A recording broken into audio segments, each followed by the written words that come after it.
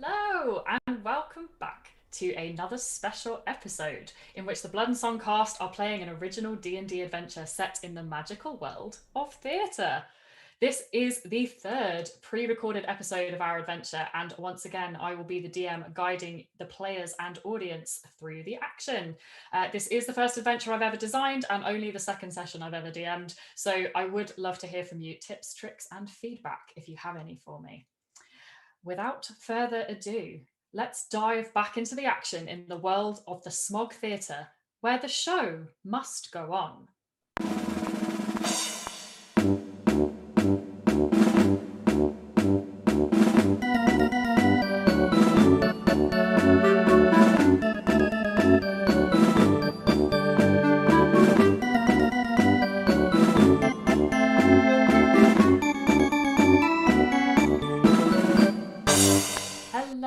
So we are rejoining our action at a point where really quite a lot has been happening in the busy world of the Smog Theatre. Most of our acts have now been on stage and following all kinds of chaos, up to and including audience members seemingly being bumped off before their very eyes.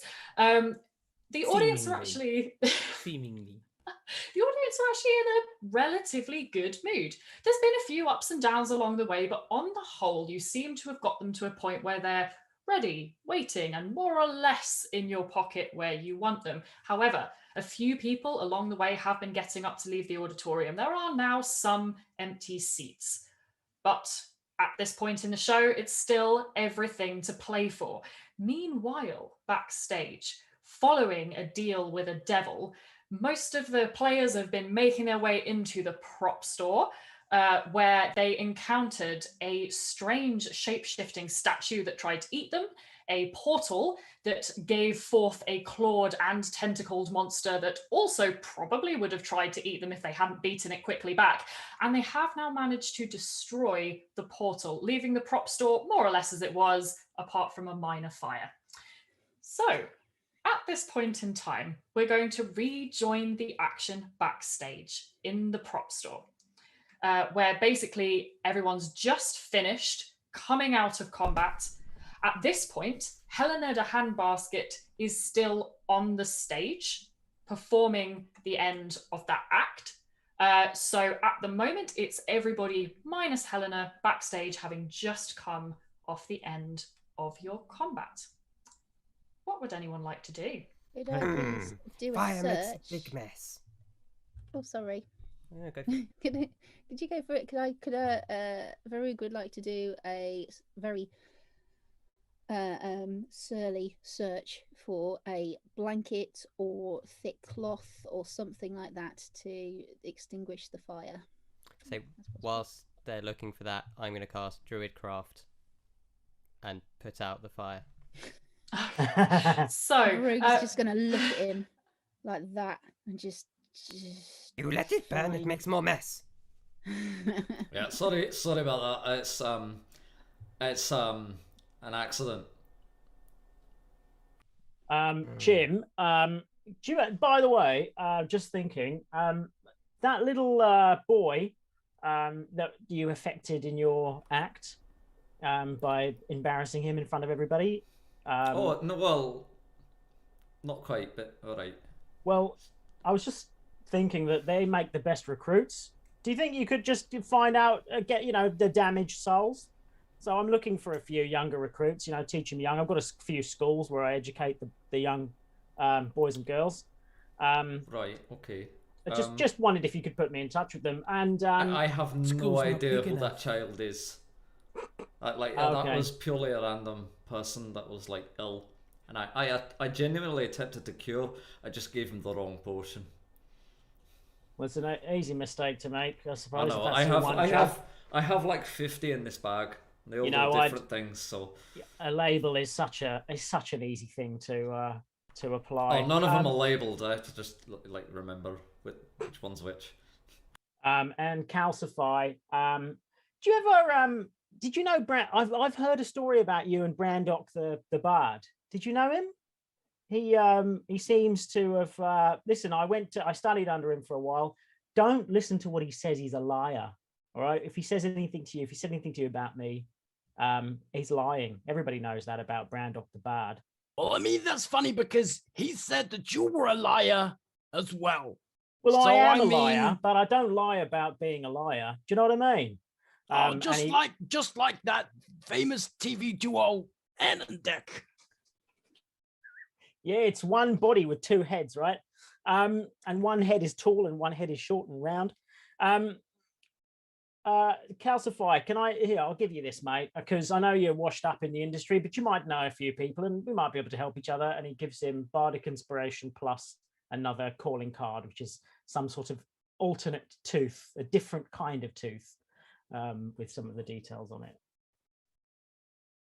I mean, Okay. I don't really think I really need your help no more, as I own this place now. You know, it's nothing like a little fire that's we all stopped. own this place. Yeah, Oh, listen, sure. Yeah. I'll Something talk like to you that. guys about that when Helena's come back. It depends on how much time we have. But I've got something to tell you guys, and I make sure that the contract's still firmly in my pocket. While they've all been talking, Varoog has just magically seemed to have refilled his coffee mug. Mhm. Is it a union idea. break? Is it Okay. Varoog? Is it a if you do you have to have a certain amount of those an hour to fulfill a contractual obligation? Varoog, listen, I just wanted to to say I actually really support the unions. Today's heroes are tomorrow's fodder, as they say. And I'm all for balance, you know, like genocide. I'm not on for that. You only genocide the planet you want to live on because you don't want to have anyone to oppose you. But otherwise, you need balance. So I don't know if I can contribute in some way to your union. If you've got a rep I can speak to or something. You have to have performed in the industry as in the backstage area for at least 2 years and be backed up by 3 individuals. But you know, carry on. Well, being backed up by 3 individuals in the backstage Individuals who area, are already that's members. that's something Helena knows more about than I do. But yeah, I will. I'll take that under advisement. Thanks, mate. It's all right. Okay, at this point, Shakrath is going to sort of turn to you all, and you all notice they seem remarkably unruffled by everything that's been going on, and says, "Right, well, darlings, I did promise you a handover, and although that was a little bit more chaotic than I anticipated, I still think largely my part in this is done. So if you don't mind, I'd really like to try and catch the end of the show." And Shakrath is going to start walking out of the prop store. Hey, wait one Wait. second. Are you our representative? If we have to talk to someone on your side, do we go through you, or have you got someone else that we talk to? I don't really know what you're like. How do we contact you? Oh, you want customer service? Now that I can arrange. And Shakrath calls Sandra, and an imp pops into existence right next to where Shakrath is standing. The imp is wearing a small headset and seems to have a big pile of pieces of paper with lots of different paragraphs written on them, and looks at you all and says, "Hello, my name is Sandra, and I'm your customer service representative for the 9 Hells. What can I assist you with today?" Well, I was just wondering who would get into contact with, but if it's you, Sandra, then that'll be great. I'll call you later if we do actually need something. But like, you're a grand for now. The imp's going to leaf through the pieces of paper in front of them as though, again, sort of searching for a paragraph, land upon one and say, "I'm very happy to have assisted you in this matter today. If you have enjoyed this customer service, please find the nearest demon and leave a rating and review. Thank you." And then pop I'll be back sure to out do of that. existence. Oh, Um, is before they pop? Oh, they're no, gone. That's how it probably works. just They missed always them. close the chat. Yeah, they always Close close the the chat. chat before you can give them a Are you message. ready? But before Shakrath goes, Varoog wants to go, "Oi, so what was the point of that portal? What do you want to do?" Darling, I'm so sorry. As I said, trying to do a handover in the middle of all that chaos. Well, you know, that was just the tester portal, right? Included in your package. But you've still got the full portal in play, don't you worry. Well, Okay, flag on the play. Flag on the plane. What do you mean full portal? Well, of course, as proprietors of this theatre, as I said, you've now taken control of the whole arrangement with the Nine Hells, including our deluxe portal package that connects you to the far realms for all the clawed, tentacled, and fanged monstrosities your little hearts desire. Well, that sounds quite expensive. Like, are we going to be able to afford that in the budget? Because, like, we're going to have to inherit some of the budget from this place, aren't we? I'm not sure that's really something we can afford. Oh, don't worry. Payment's already been made. Oh, right, that's okay then. Right, okay. Thanks. Who cleans up after package. these tentacled monsters? Who's doing that? Because, you know, I'm That assuming... would be me normally. Well, I'm just checking. That's a good point, actually. Are we still employing the caretaker? Is he coming with the place? He's union, mate. Oh, he's union. What does that mean? Does that mean we still employ him? He's here. Oh, good. Yeah, right. Listen, Besides otherwise. Listen, Chim. Union. Pull out a like a little hip flask and just pass it to Varoog. He's going to pour it into his coffee. Cheers, mate. Listen, Chim. Union means that when it comes to clothing, you got to make sure that you got no crinkles in it. You got to do it yourself, though. You know, you iron. That's what it is. That's what it means. It means they don't do any ironing for you. At least that's what it was back in my day. No, Well, I heard that it was called Tupi. What? I heard it was called Tupi. I don't get it. At this moment, you hear the stage manager's voice echoing around the backstage once again.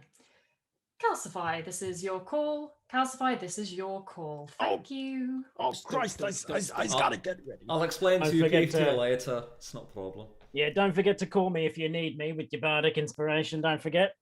Kelsey, darling, I killed them. I killed it. I absolutely killed it. Oh, you always do, Helena. Oh, you're always my favorite, Kelsey. Mwah, mwah. Kiss you on both cheeks. And then Have you seen Dolores? Have you seen Dolores? I think she might have got her coilers out by now. Yeah, look, have this. And like, she takes her talisman off and she puts it round Kelsey, gives him another kiss on the forehead. You know, for good luck. Well, what does it do? I've got 2 more charges on it. If you fail a ability roll, you can add a D4 onto it. Okay, cool, perfect. I mean, so that plus bardic inspiration as well. Yeah, cheeky. I don't require achievement then. No, it's my Pact of the Talisman. Cool. Warlock thing. I think the unseen servant. If I were a commanded... warlock and not just fabulous. The warlock's a bonus, darling. Yeah, so the unseen servant of Brian sort of grapples quite roughly, you know, like in a movie where someone just grabs them real close, grapples the arm of Helena quite roughly on her way past, or as they cross, but they're very close to Burns, to Brian, and Brian goes, Burns, I was a paying customer, Helena, and that elf had Rue written all over her scarf. I hope you got something in return for killing my customer base. I mean, kill them? No, not at all. You can't pull the wool over my eyes. Can't pull the wool over anything of mine. They're not just with this in a outfit better on. place, you know, and they're with someone we know. So, you know, as long as they can still pay into my. Oh, is that Sandra? Did you leave him with Sandra? That's right, Sandra. That's right. Yes. All right. Yeah, I like Sandra. You, a man of your stature, Brian. 2 people aren't going to be a problem, are they? You know, I didn't get to where I was by not pinching the pennies, as it were. I mean, you've got to be smart. You've got to invest smart. Every little helps, you know. Oh, every little smart, bit of gold. Brian. You're smart, and she taps his nose. He says, "You're so smart that you'd know if you ever touch me like that again, you'll lose the fucking limb, bitch." And then walks off with a flick. I hope you heard that. He says to his unseen servant. I'm watching you. Okay. At this point, Calcify, you have had your call to head up to the stage. As you go up, could you make me a perception check, please? Of course I can. It's going to be a 15. Okay. You notice, as you've been, because obviously you've walked around this backstage area a couple of times now in the course of events, you notice that this is the first time during the performance that the doors to the trap room have been hanging open. From So the when trap my room act is- opened them and they fell down there, and yeah. So the trap room is directly to the north of the corridor, and it sits immediately underneath the stage floor. You don't have to do anything about it, but would you like to? Can I have a peek in? Because I imagine I'd need the middle of the stage to make sure they're back closed up. Okay, so yeah, if you want to go and see what's happening with the doors, if you have a look inside, you will see that inside is the trap room, almost as you would expect it to be. However, there seems to be, it's very dark in there.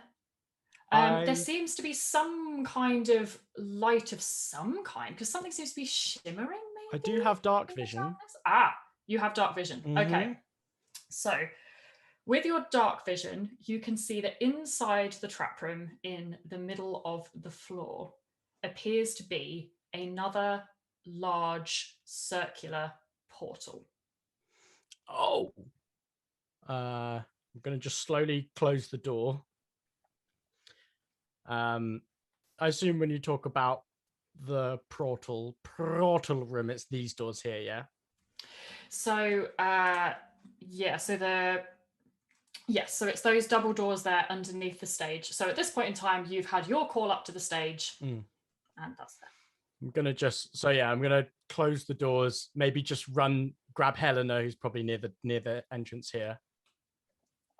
Helena, darling, there's another portal in there. I gotta go do my act. I can't be late. That's just how it is. But you might want to get the other ones to check out that the thing that's in there. Okay. Oh, okay, good. I'm gonna head up then. Thanks. Silence is everything, Helena. Silence is everything. Okay, so at this point, you're heading up to the stage. Yes. Perfect. We will pick Calcify's action on stage up later. Everyone else, what would you like to do? Did everybody hear that? Yeah, Jesus, not another one.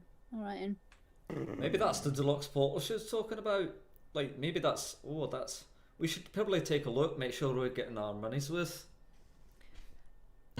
Caretaker will look at the broom, look at like the gunk left from all the people that were the thing that was burnt and go, I will go and get my mop. Head to the cleaning cupboard and just grab the mop instead of the broom. How far away am I from? Can Brian sneak up and have a quick chat to the? He was confused before. He assumed that the sort of first aid kit and potions were all sort of kept within the green room. But if they're kept by the stage manager on the edge of the stage, is it possible for him to just go and quickly have a chat to them without disturbing the performance or anything? So it's up with the stage manager. So you absolutely could walk up to the wings, go to the stage manager's desk and try and have an incredibly quiet conversation at the side.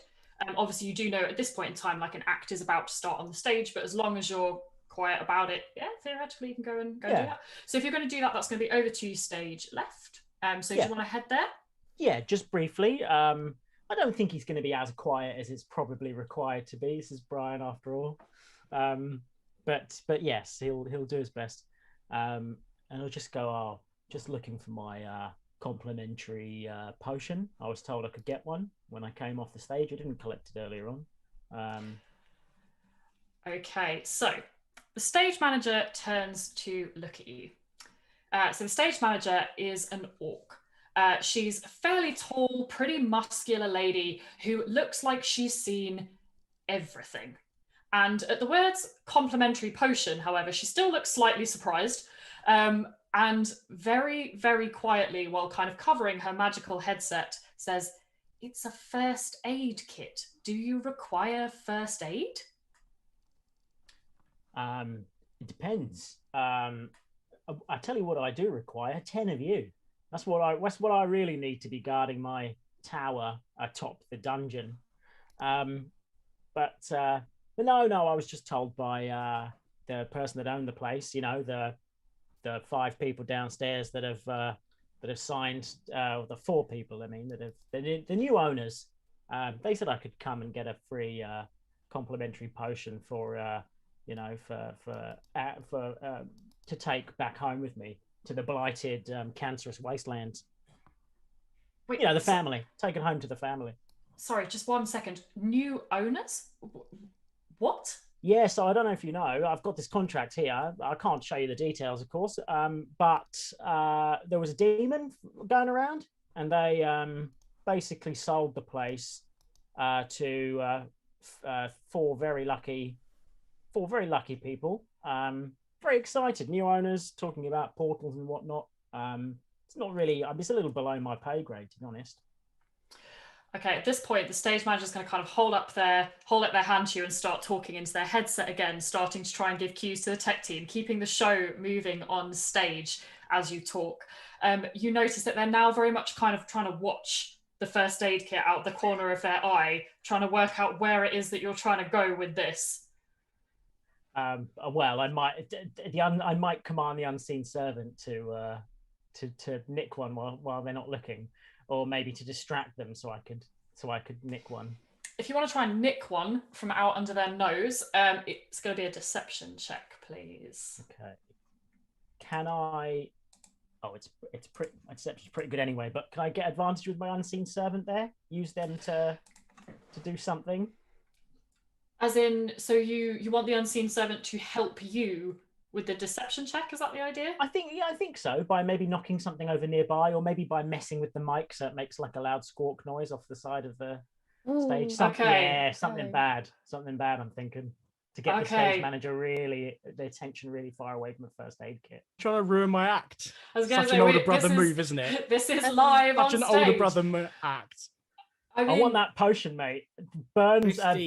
Christine Burns. in real life at Brian. this point is dangerously close to pulling your heart out through your mouth. Just saying. I need more like you, Christine. I think, given that yes, they're trying to call a show, you are actively trying to distract them in the wings. Yeah, I mean, to be honest, if you're going to start causing a lot of things that they've now got to start paying attention to, it is going to be advantage on the deception check to take the potion, because they've got a lot to think about right now. Perfect. Thank you. In that case, all it cost me was to piss off absolutely every tech person and every person in the theatre that's watching this. I got a 26. It's a natural 20 plus 6.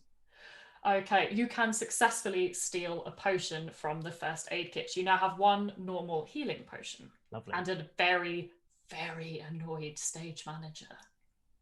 Well, I don't know what that was. That was weird, wasn't it? It was some kind of noise or something. Anyway, see you later. And I toddle away. Okay. With my potion.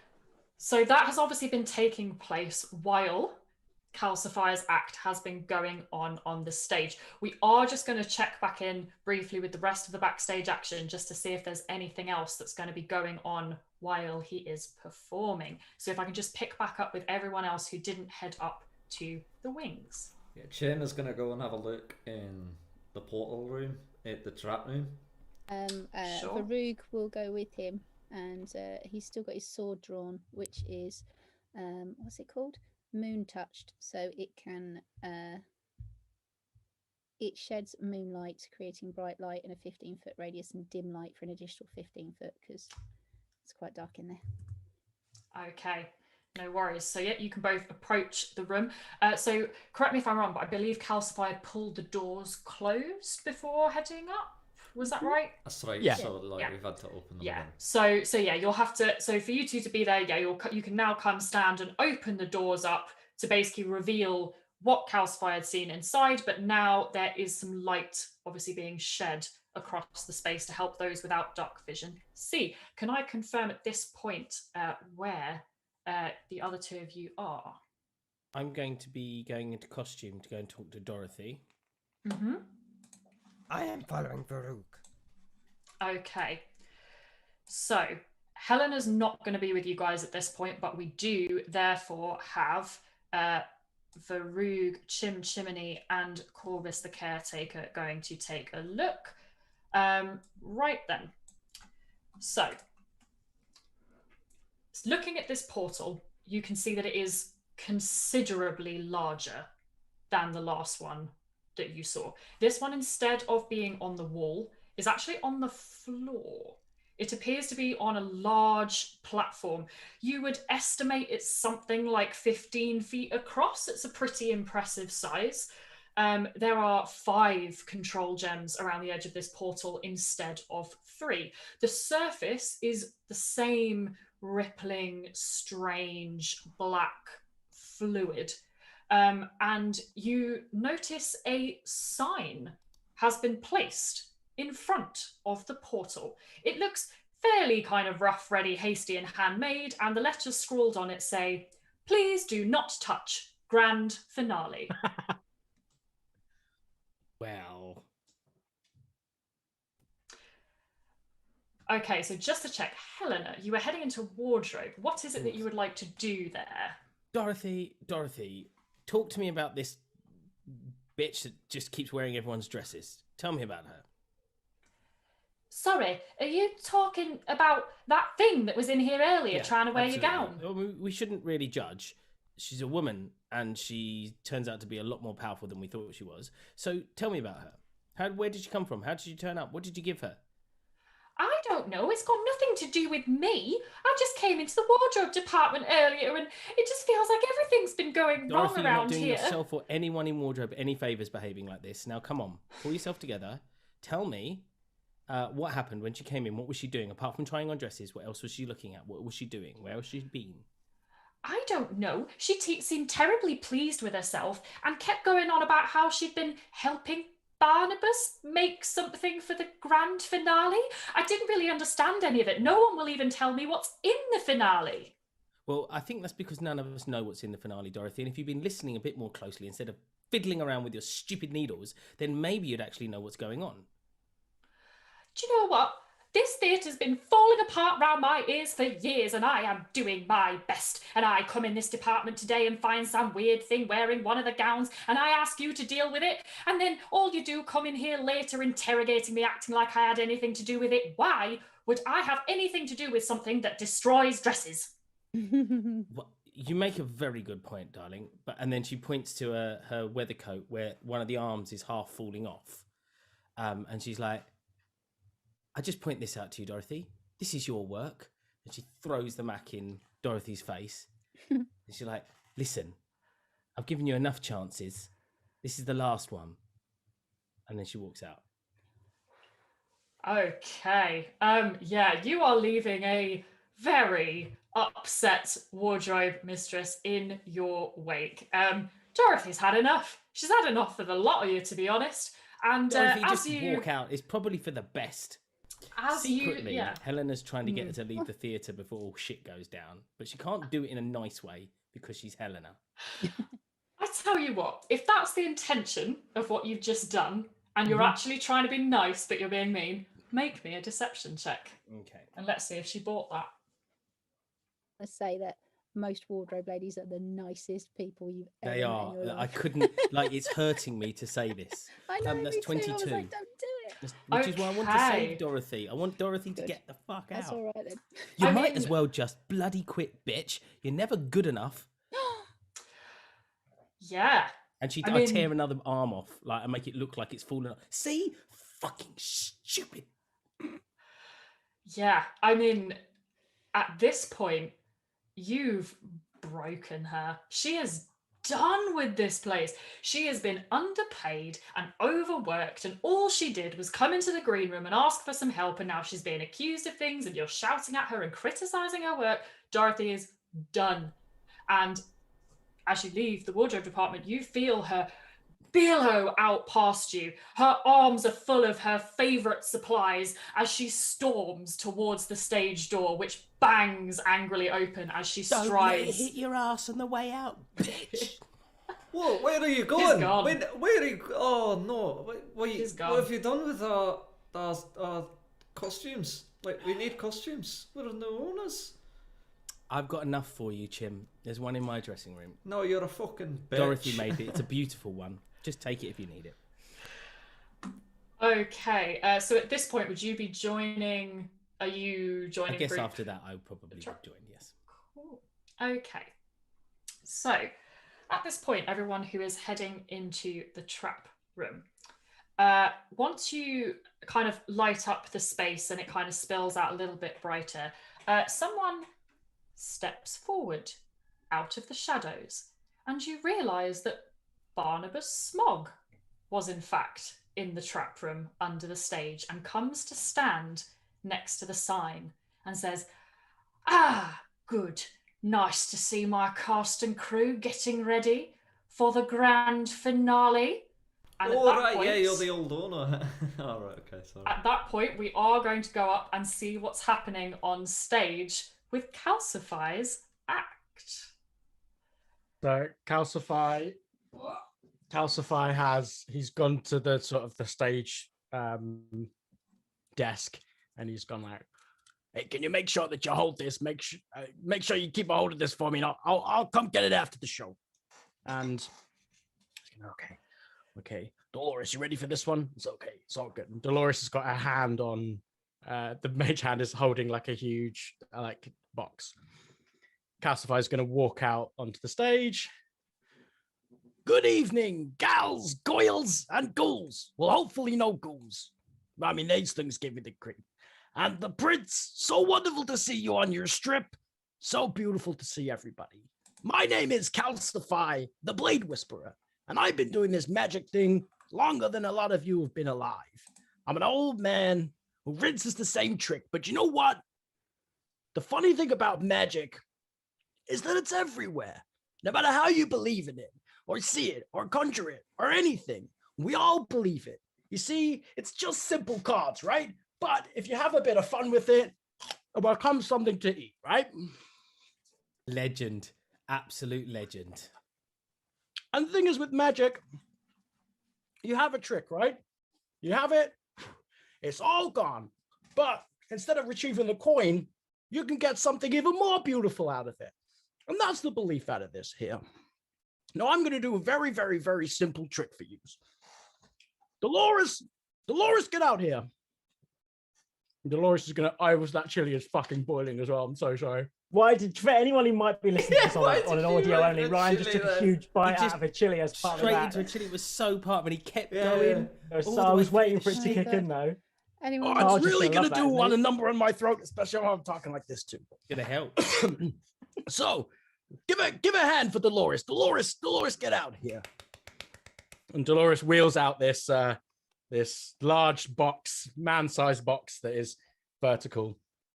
Now, you know that first guy that came out here? Well, I took this from him, and he pulls out an orange. And he gives it to Dolores to hold. Dolores, hold this. Now I'm going to do a very simple trick for you. It's swords in a box. Now these swords, and he walks around behind the box and pulls out 6 long swords. Now these long swords, they're real. And I'm going to, for the first part, I'm going to attack the orange to cut it in half to prove that they are real swords. Okay, so in this case, because you are attacking an orange, I'm going to say that you are automatically going to successfully attack the orange. However, because in this case, what you're really trying to do is with the attack roll, obviously persuade us that like this isn't actually a trick, even though you are magic. I do want you to make me a performance check to make sure that the audience are on board again with what they've just seen. Does eating a chili and doing a couple of actual magic tricks in front of you help with that in any way? I might have adjusted a DC. That is performance, did you say? Performance. That's a 19. Okay, well, yeah. So the atmosphere was starting to get pretty good out front, but they're really buzzing now. People are quite feeling this, and yeah, lots of leaning forward in seats. The prince is once again looking really quite engaged. Hiya! You see, real swords. Now, the thing with this trick is, as I said before, magic is everywhere. So I'm gonna be the volunteer, and all of you out there in the audience, you're gonna be the magician for this trick, okay? Do you understand? You're going to get a lot of appreciative murmurs from the audience. People are on board. Lots of like, yes, coming out the stalls. Perfect. Okay, all right. So I'm gonna get in this box now. And Calcify walks. It's like a large vertical box. I'm gonna get in here. Dolores, lock me inside. And he sort of, as the door opens, you can see I really like, because he's a tubby guy, he's really squeezed himself into this box. Oh, it's tight. It's much tighter in here than it was 100 years ago. Oh. And she's going to shut the door on me, lock it up. Okay, everybody, I need you all to focus. And focus your energy on the swords. And at this point, six swords stand vertically on the stage, 3 on either side of the box. And this is where I'm going to actually involve the players and yourself, Becky, at the table. So let's start with Dan, because he's in my top corner. Can you roll a d20 for me, please, and tell me what the result is? 17. Oh, fuck. Okay, so one of the swords moves, and Dolores is like, as the pink mage hand is like going along the swords, and the one that's wiggling, and she's like, this one, and everyone's like, no, this one, no. And then she picks the one that's wiggling, lifts it up, and puts it through the box. Ow! And okay, that happened. All right, perfect. Johnny, you're next on my list. For once, I'm going to be useful with my dice. Yeah. 11. Another sword goes through and comes sliding through the box. Oh, ow, oh, Dolores, you got to slow down. Sean, you're next.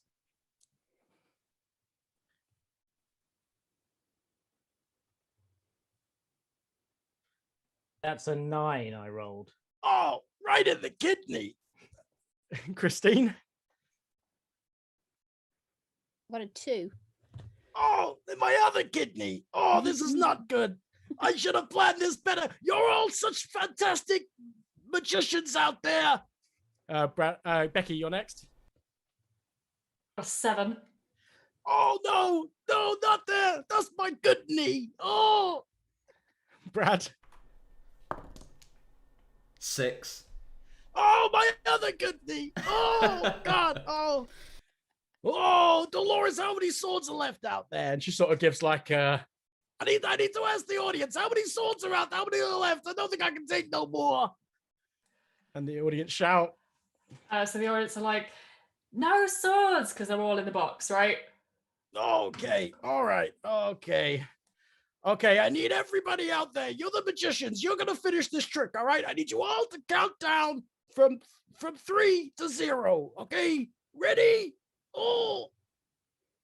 Gleefully, they count you down. 3, 2, 1, 0. Boom! And as this loud, thundery blast, as the box falls open, and all 6 swords are still in their position, but the box has fallen apart, and there is no Calcify on the stage. He has disappeared. Okay. To see whether you successfully pulled off the timing of that disappearing, I am going to need a stealth check. Of course. I'm going to use my Bardic Inspiration. Oh, that's good. Okay, so that's a 6 plus a 5 plus a 2, so that's a 13. And then, Dan, what was the other thingy? What was the D4? You can have a D4. Okay. Are you using that? Oh, I got 4. Yes. Okay, so... Okay, I'll mark that off as well. 17. So 17. At the moment the box explodes, within a split second, yes, you have just got to where you needed to go. Okay. The audience are on board.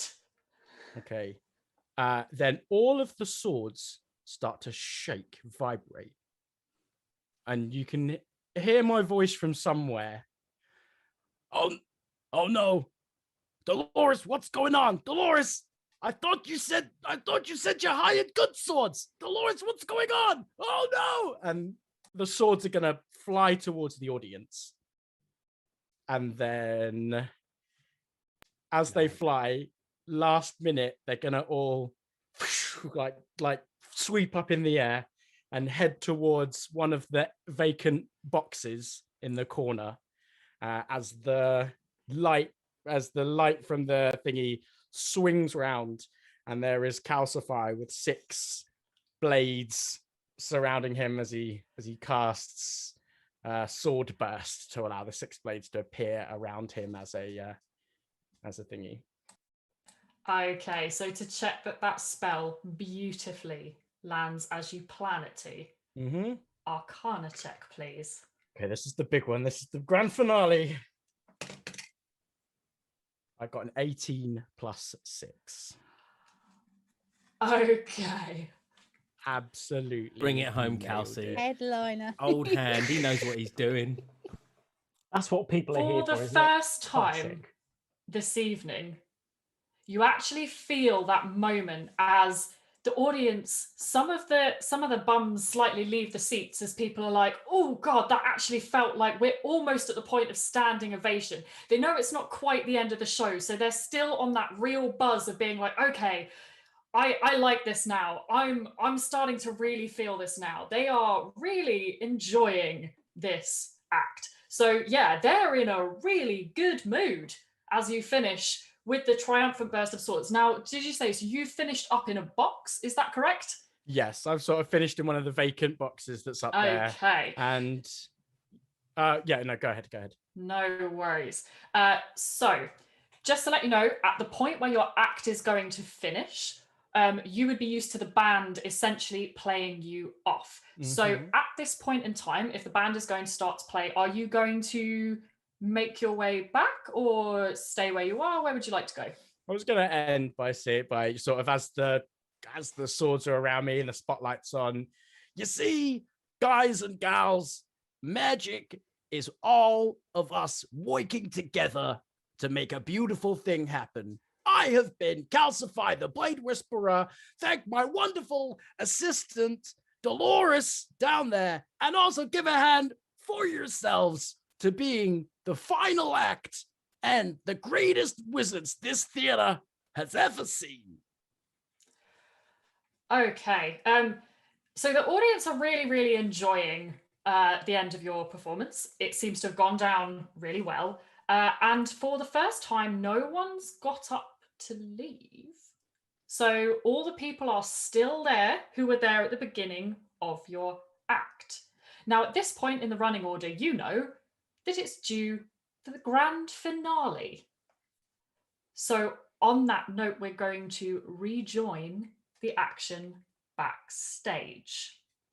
So Calcify is currently doing his performance above you as you stand at the door of the trap room where Barnabas Smog has just emerged next to the portal. Eventually, at some point, there is going to be a very loud crack of thunder. Okay. So Barnabas Smog looks around at you all. It's nice to see my cast and crew getting ready for the grand finale. Barney, you look decidedly wrong right now. What's going on? You haven't shaved? It's like you've been in isolation for a year or something. I don't know. Well, I mean, it has been a bit of a stressful time, you know, trying to steer this theatre through troubled waters, but you're gonna love what I've got planned for you all. I just wanted it to be a big surprise, you know, something really spectacular. Well, I suppose if there's no rehearsal, there has to be some kind of briefing. I mean, About the health and safety. What's going on here? What is it? Health and safety? Health and safety? It's a royal variety show. We've got to have a bit of death-defying danger, don't we? Well, I Oh, don't are you know about going it. to? Do you want to do the death drop with me? Is that what's happening? I've got something much bigger planned. Come in here, my puppets. Take a look at this. you'll never guess what I managed to get for an absolute bargain. Oh yeah, like talking of bargains, actually, we Yeah. just bought this place from, Yeah, was Barney. it Shatkrath? Yeah, a demon came in, made a deal with some of these people. I got the paperwork on me. Would you like to just explain what's going on? What do you know about this before you show us all of the fun stuff? We've got to get all of the business out of the way first, all the admin. Wait a second. What do you mean? You made some kind of deal with Shakreth? No. I made the deal with Shakreth. I said, if you have my immortal soul, then you've got to give me the most spectacular grand finale the strip's ever seen. And she said she was going to give me something called a deluxe portal package. And I had a little test one out there in the prop store. It's really nice. I could get we saw we saw Yeah. that. Like that was a bit fun. Yeah. Yeah, and then I got this big one out here, and I'm very excited. Even I don't know what's going to come up for here, but I've been promised it's going to be fantastic. I'm sure what comes out of there will be absolutely beautiful. I mean, honestly, I'm genuinely like looking forward to it because I bet it's like one of the best things I've ever seen. I think it'll be quite stunning, and I may even have to buy a couple for myself. But the thing is, Barney, if she's made a deal with you and made a deal with us, well, not me, obviously, I'm just the keeper of the contract for now. Well, they're separate deals, I think. Well, I don't know if you can make the same deal with the same theatre, you see. I don't know if the same piece of property, this isn't my domain, you know. Wait, I mean, what have you been literally and promised? figuratively. What have you been promised? Well, we've made a contract, you see, where apparently it's already got your signature on, but we've, for the price of 1 copper, we've bought this place. No. That arrangement fell through, and then the buyer said they weren't going to do it, and so I thought, well, if I'm stuck with this theatre, then I've got to make sure it goes off without a hitch. And you see, that's the only reason why I sold away my soul. I thought I had to. I thought I'm stuck with this place, and I've got to do it. And then you've nicked me bloody theatre.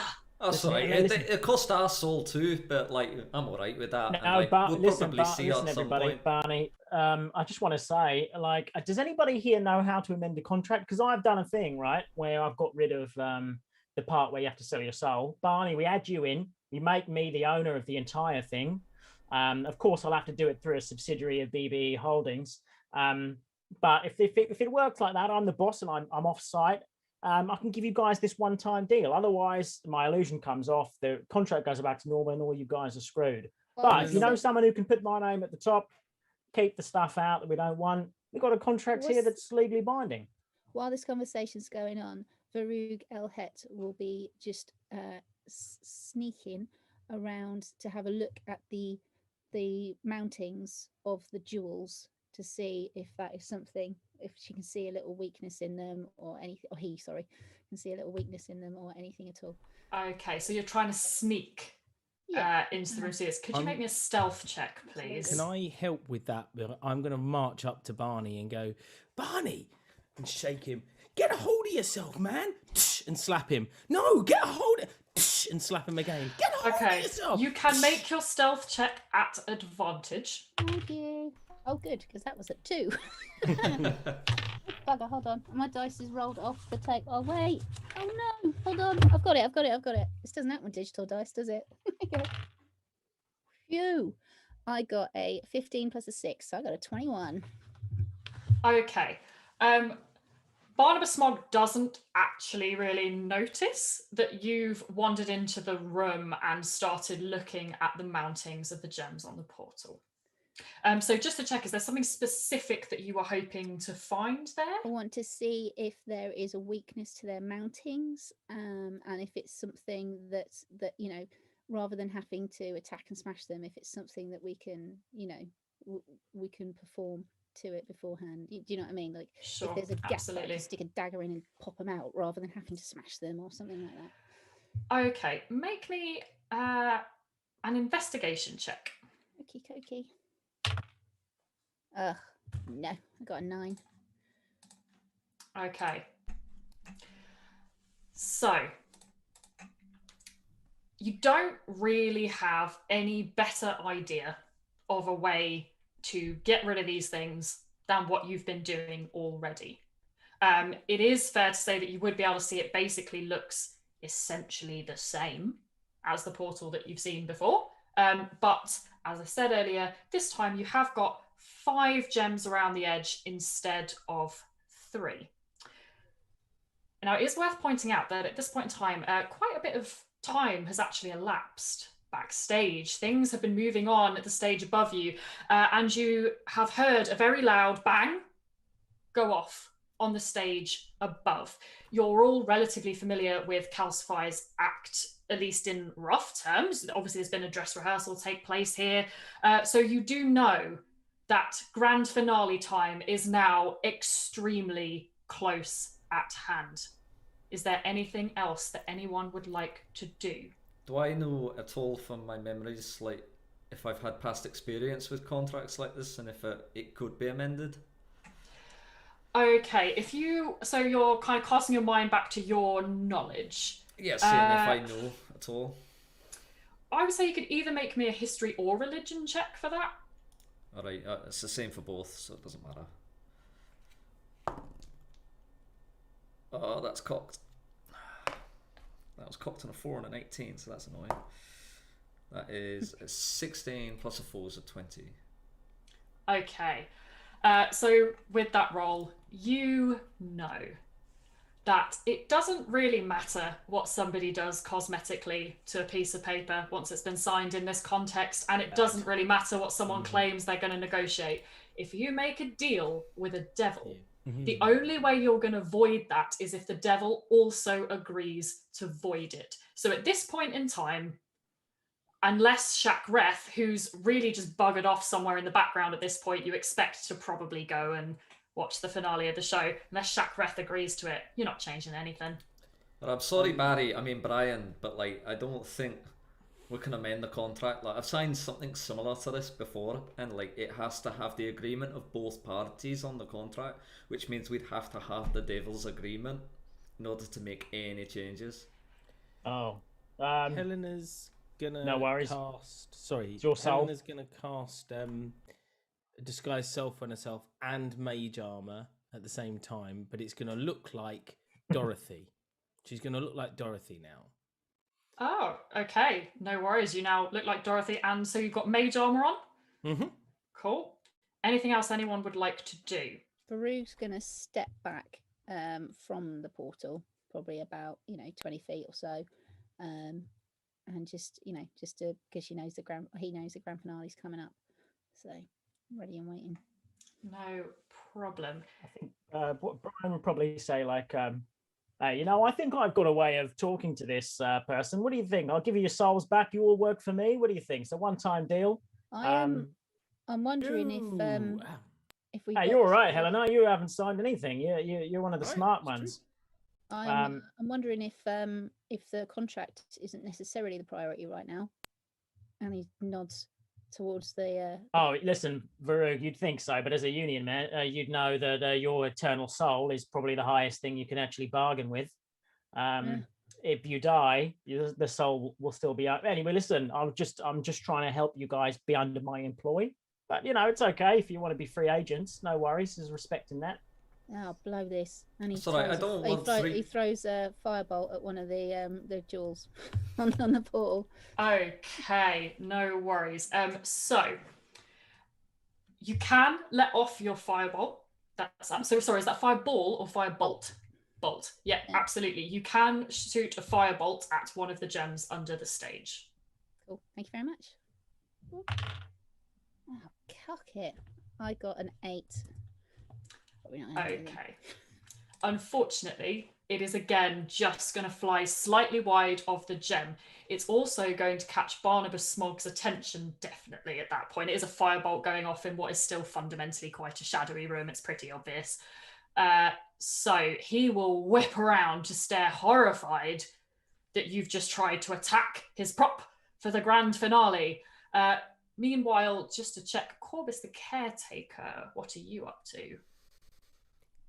Korbis is staring between the mop and the broom, undecided. Excellent. So, As Barnabas Smog's head kind of whips round to stare horrified at you, again, you guys are underneath the stage at this point. You've got quite a good sense of what's sort of taking place above, and you can hear Calcify's act concluding above you. The audience sound in an excellent mood. The band is playing jubilantly. Things up above sound really pretty good. At this point, Barnabas, noticing that you haven't managed to damage the portal, is going to step forward and stand on an area that you now notice is clearly one of the flats that's clearly designed to essentially rise up from the trap room through the stage. And this contains the entire portal within its surface. So you've now got Barnabas and this 15-foot across portal on a flat ready to rise up through the stage. As the band continues to play, you hear the ominous creaking of the cabling in the trap room around you as, sure enough, that platform is beginning to move up after the end of Calcify's act. So everyone currently in the trap room, you are going to have essentially the time to do pretty much one action here before it's going to be moving up away from you. What is everyone wanting to do? When the trap opens, can I see the top of the theatre out through the hole? Yeah, so you will be looking up, because basically you're going to get a hole in what is the ceiling to you, which is essentially the stage. So yep, you could absolutely be looking up through. When the hole opens, 10 feet up from the hole, I will cast Call Lightning. Okay. Which will create a 60-foot radius, so that's 120-foot diameter, lightning storm. Okay, yeah. There is now a lightning storm taking place above the stage. So when this thing reaches the top, everything in 60 feet will have to make a dex saving throw or take 3d10 damage every 6 seconds. Okay. Yes, that includes all of the audience members as well. No, because that'll be, I can choose the point where it's pointed, so I can choose it to be on the stage back. Can I just double check something about that spell? Can that actually be cast indoors? It says, that's towards the end of the spell. The spell fails if you can't see a point in the air where a oh no, you're quite right. Yeah, no, can't form if I can't see the sky. No, a room. It says if a room can't accommodate the cloud. It's a bit of an odd one. It's a theatre, so although you fundamentally got some very high spaces, bear in mind there's a lot of architecture going on in there. Yeah, to put a lightning storm inside a theatre is quite big. Obviously, normally you'd fake such a thing. You wouldn't really have like a real rolling cloud going on. I'm afraid I'm gonna say I don't think we'd have a real big lightning storm inside a theatre. Sorry. Until someone makes a hole in the roof. I mean, you can try, but like I said, all you guys can do is pick one thing to do in this moment. You're only going to get one thing you can do. So, yeah. Is the cabling within that substage area?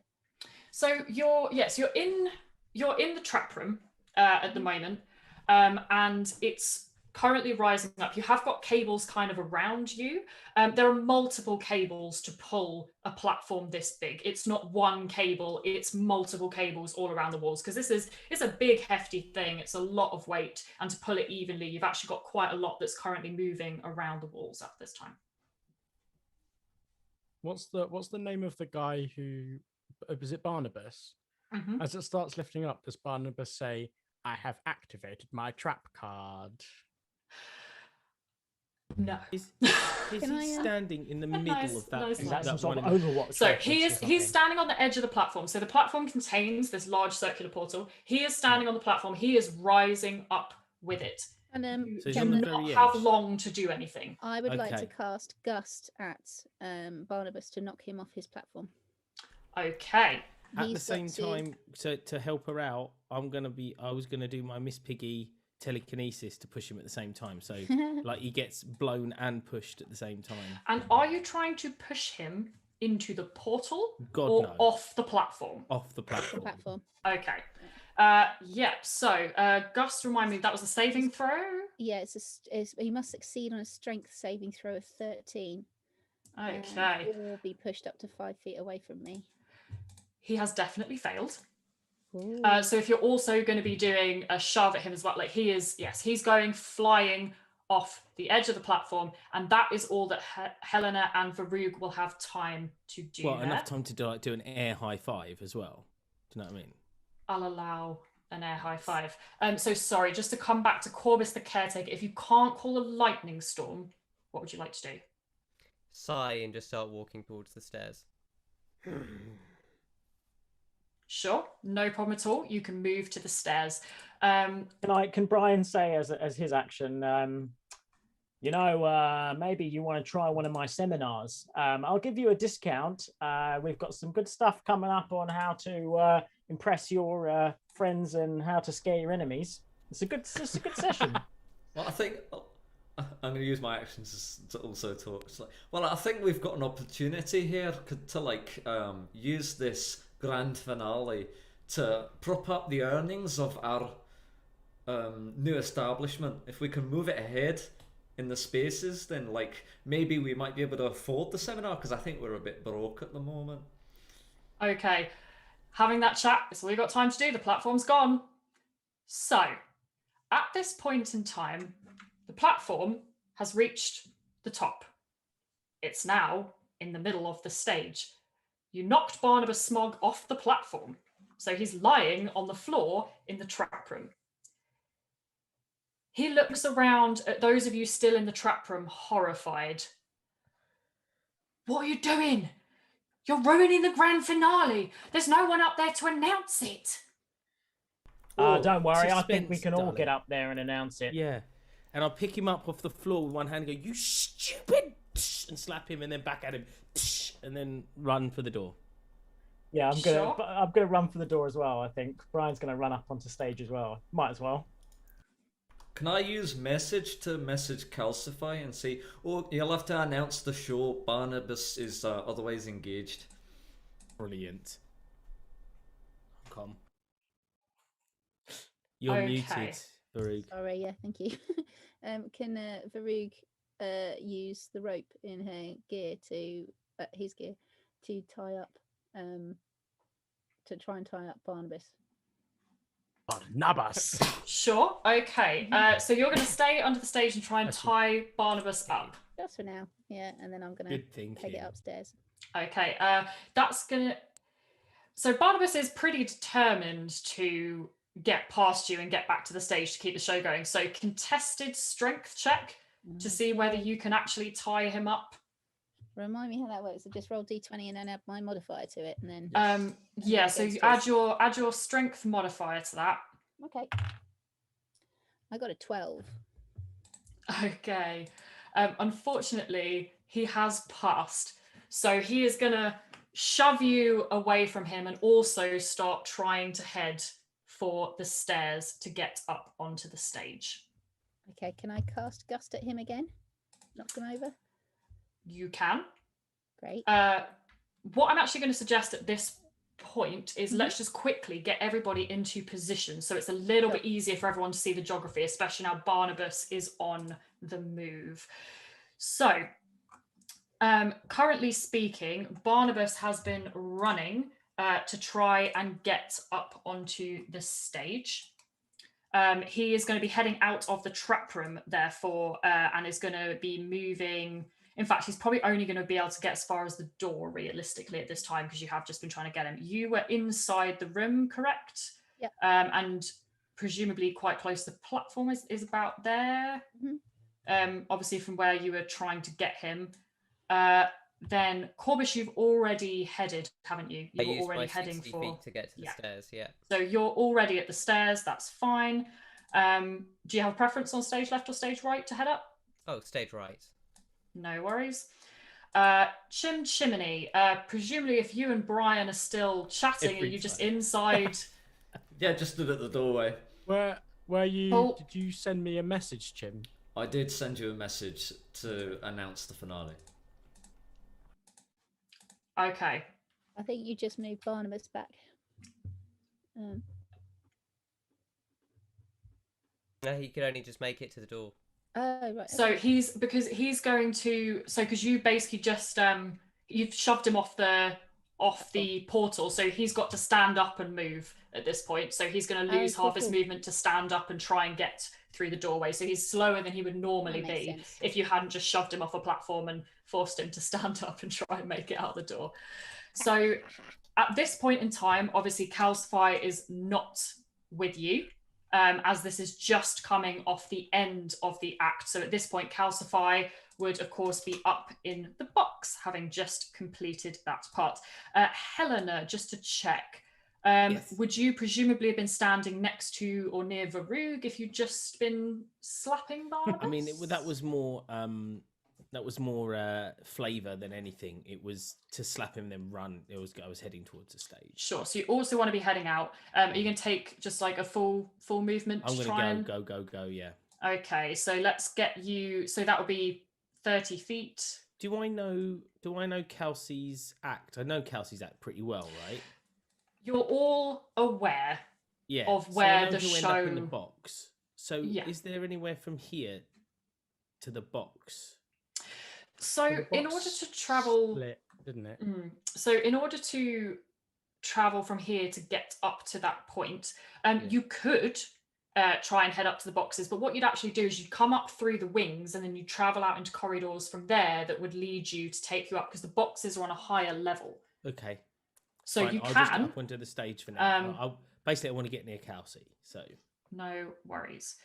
Actually, if you wanted to be close to him, in fact, I'm going to move you. You would actually have headed across the other side, because actually you'd be closer to the box where he would be able to finish if you'd headed to that side. Because, of course, the prince is in the box stage left, so Calcify would be able to finish in the box stage. Lovely. Right. Okay.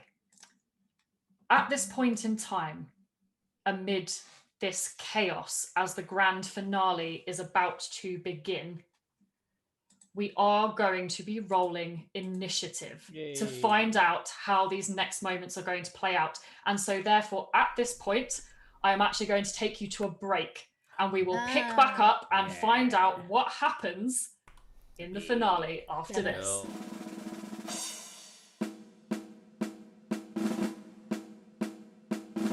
Valued members of the audience, there will now follow a short interval, during which time you can partake of light refreshments and use the facilities. We look forward to seeing you for the second half of the show.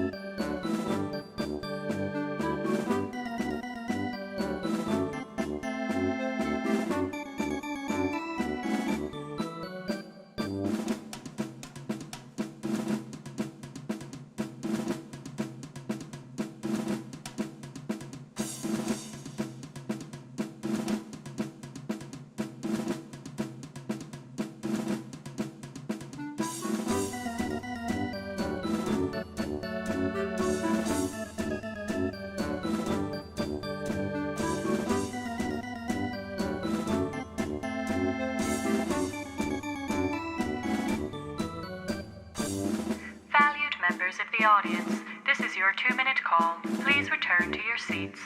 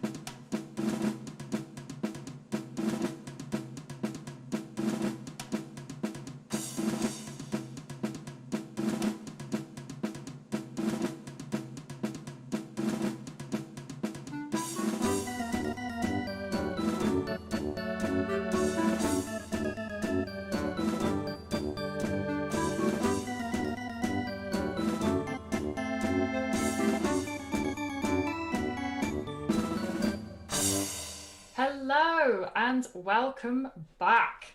So, things have really got chaotic at the Smog Theatre now, and we are heading into the grand finale.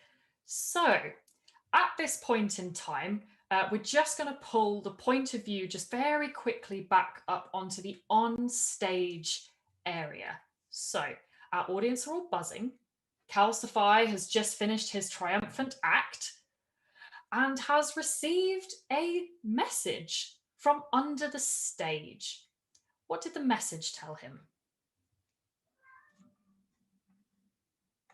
It was basically to say that he needed to introduce the finale because Barnabas was otherwise engaged. Okay, so you receive this message. What would you like to do? And now, ladies and gentlemen, it is my great honor to introduce the final act of our entire show, the great Barnabas himself. Okay. So the audience is really buzzing now. They're like, "Ooh, this is interesting. We're going to see Barnabas. We're going to see what he's finally going to do for this big finale." Now, at this point, of course, underneath the stage, chaos has really kicked off. In fact, Varoog just tried to grapple Barnabas. He fell down, got back up, made a run for the door. Everyone's starting to run for the stairs. And at this point, if everyone could roll me initiative, please, we're going to find out what happens.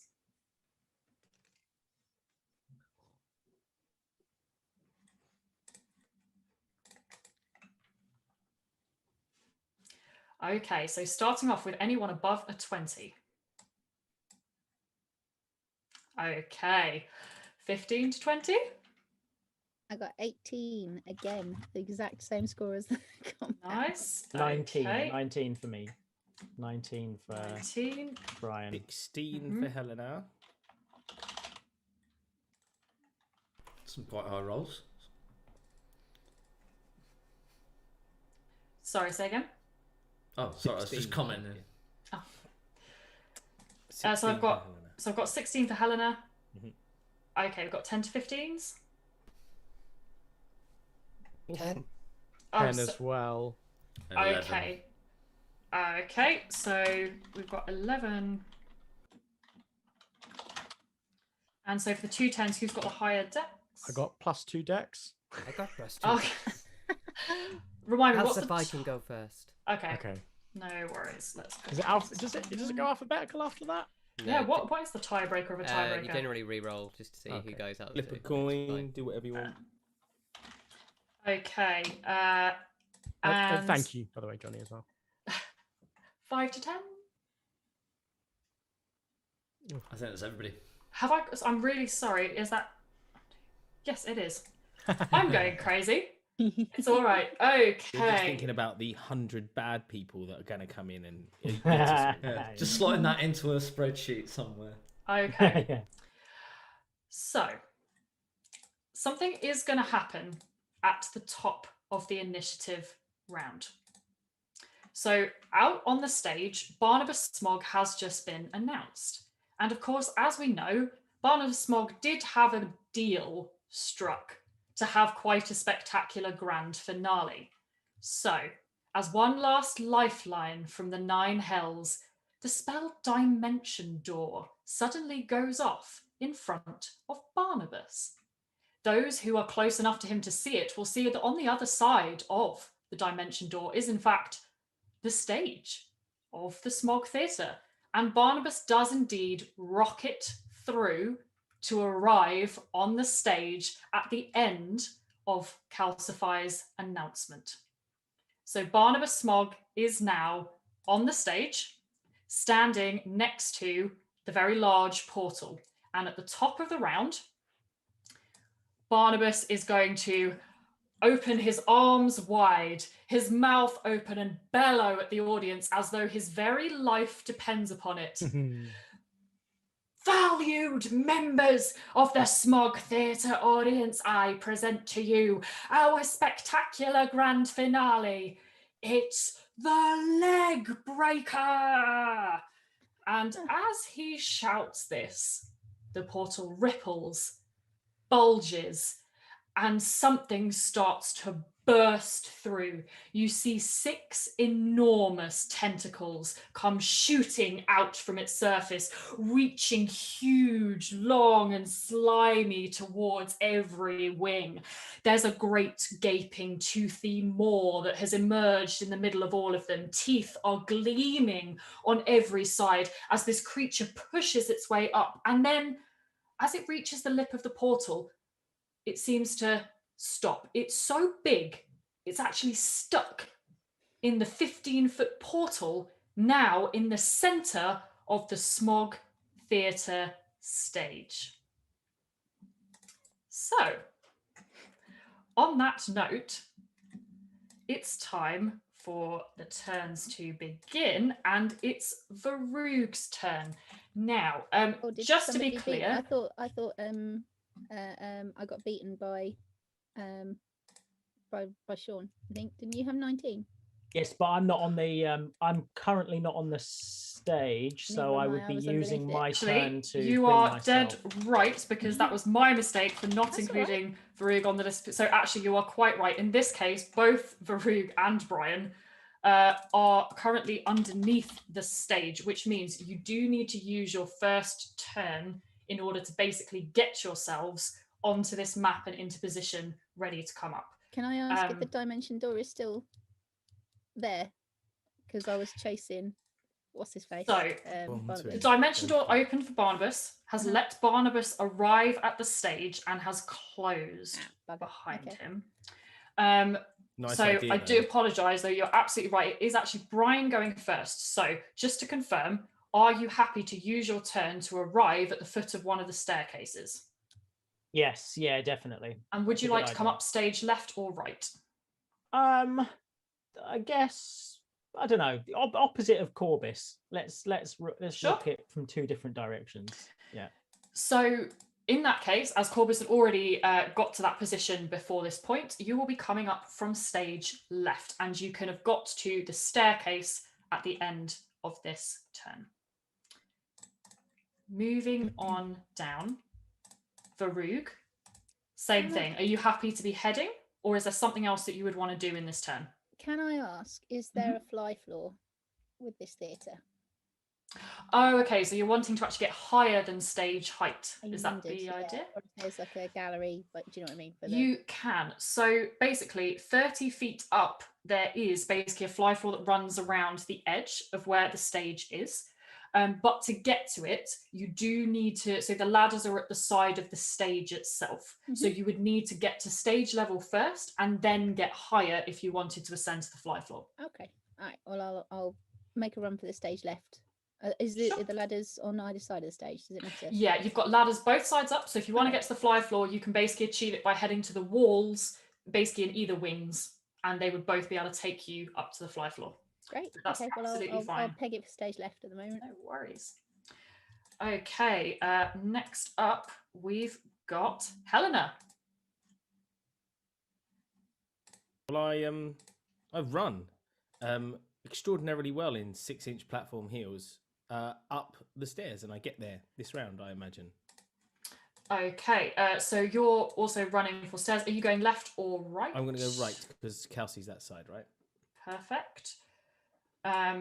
Yep, so you're now on the staircase ready to come up. Lovely. Alrighty, and then Chim.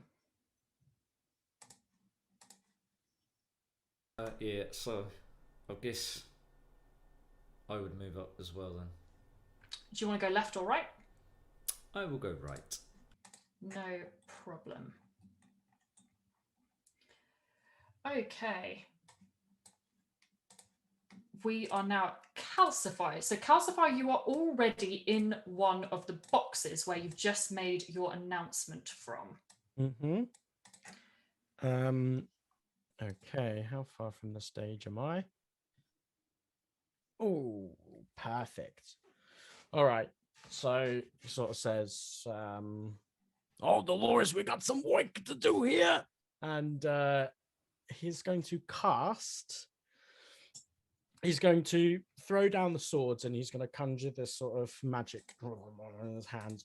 And it looks like he's creating a small meteorite, and then it bursts open as 6 small meteorites surround Calcify, sort of all like traveling, like as if he's the sun, and this is all traveling around him like gravitational. And I'm casting Melf's Minute Meteors. Ooh. Throwback to earlier when we were talking about meteors. And then as a bonus action, I can send 2 of them at something. So I think seeing the portal and recognizing it from the one that I was very up close and personal with in the room, gonna see the gems around the outside, and I'm gonna fire 2 of the meteors at it's a range of 120 feet, so I'm all good. No So worries. I'm gonna fire 2 of them at the closest crystal to me. Sure, no worries at all. Yeah, so there's 5 different crystals, and you can absolutely aim at 2 of them. So sorry, was this an attack roll or a saving? So it's basically, or is it just an automatic hit? No, it is a dex save of 16. So you said the crystals automatically save before, but then they take the half damage. And I'm going to aim 2 of them at the same crystal. Yep, you absolutely can. And so let me get the D6 that I was given for Christmas from Christine. Didn't get the D20, but one time. Oh, that's 2 5s. So that's a nice easy calculation, isn't it? So one of them hits for 5 points. Okay. Don't for any of you think I can't do math. And the other one was a 9, so that's going to round down to 4 points. So it's 9 points of mini meteorite damage to the crystal, one of the crystals. Yeah, both your meteorites hit the crystal, and sure enough, as you had seen before, the crystal sort of cracks and breaks. Again, at this point, this one hasn't exploded, but it's looking really pretty damaged. Okay. And that is going to end I'm going to stay up in the box. Sure. No worries at all. Okay, which means at this point, it's going to be Korbis's go. Korbis will wobble onto the stage, using his 30 feet. Look at the creature. Then look at the crystals. Then look at the creature. Then look at the crystals. Then look at the creature. And use Guiding Bolt, which will be attack roll against the creature. Nice. For 15. It hits.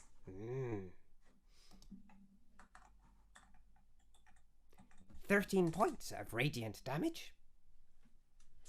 Okay. Yeah. Bolt hits the creature, and yeah, it does seem to do quite a bit of damage as it hits home. This thing, as you know, it's a writhing mass of kind of tentacles and teeth and all kinds of things, but you see a big pile of its flesh kind of visibly recoil as the bolt hits. It really doesn't seem to like that very much at all. This is what I thought. And then I will maintain my wild shape too. I will use 10 feet to back off a little bit more down the stairs. And then that is my turn. Sure, so you actually want to be like retreating back to the top of the steps at this point? Yes, please. Cool, no problem at all. Okay, so at this stage, Barnabas Smog is currently standing directly next to this enormous monster, and you see as this sweating, frantic mess of the theatre's old proprietor kind of look at the audience, look at the monstrosity that's just emerged beside him through the portal, and it's like his whole world has just fallen apart. You've just told him you've nicked his theatre. The finale feels like it's going a bit bizarre. He's just losing it. So he is going to try and run away from this enormous thing. So he begins to try and make it off into the wings. And as he does so, the creature is going to get an attack of opportunity against Barnabas Smog. So, Uh-oh.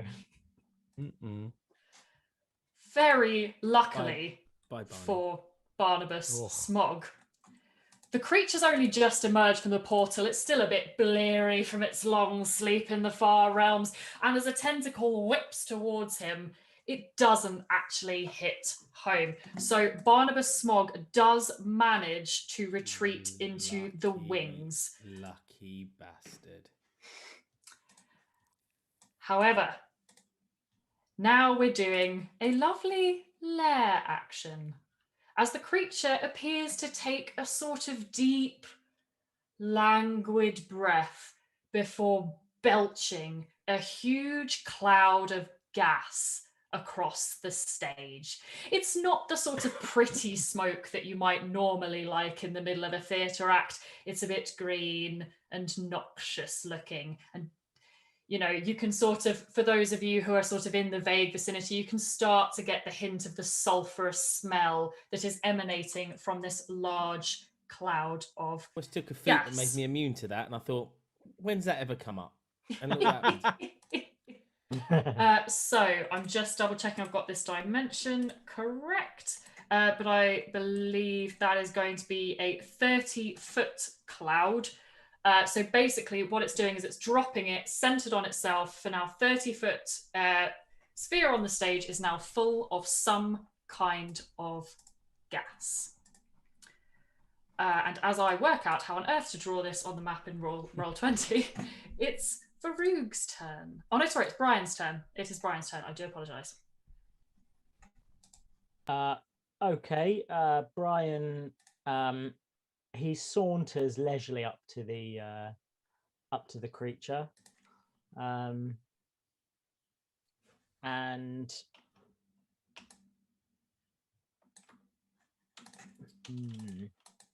I'm just checking the what's happening with this radius of horrible noxious gas. Yeah, so he walks.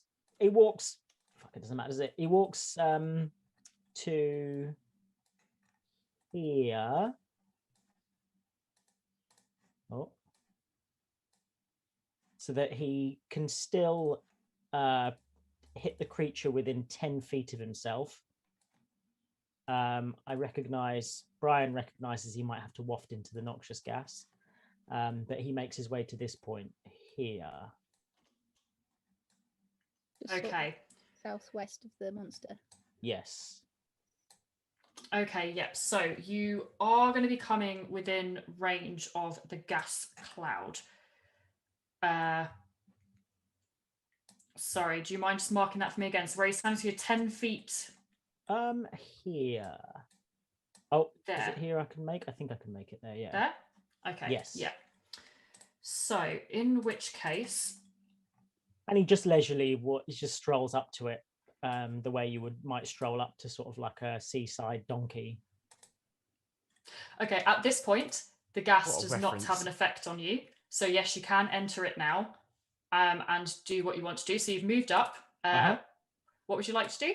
He uses his Fey presence, Mhm. which is a 14 wisdom saving, because he's attempting to charm the creature.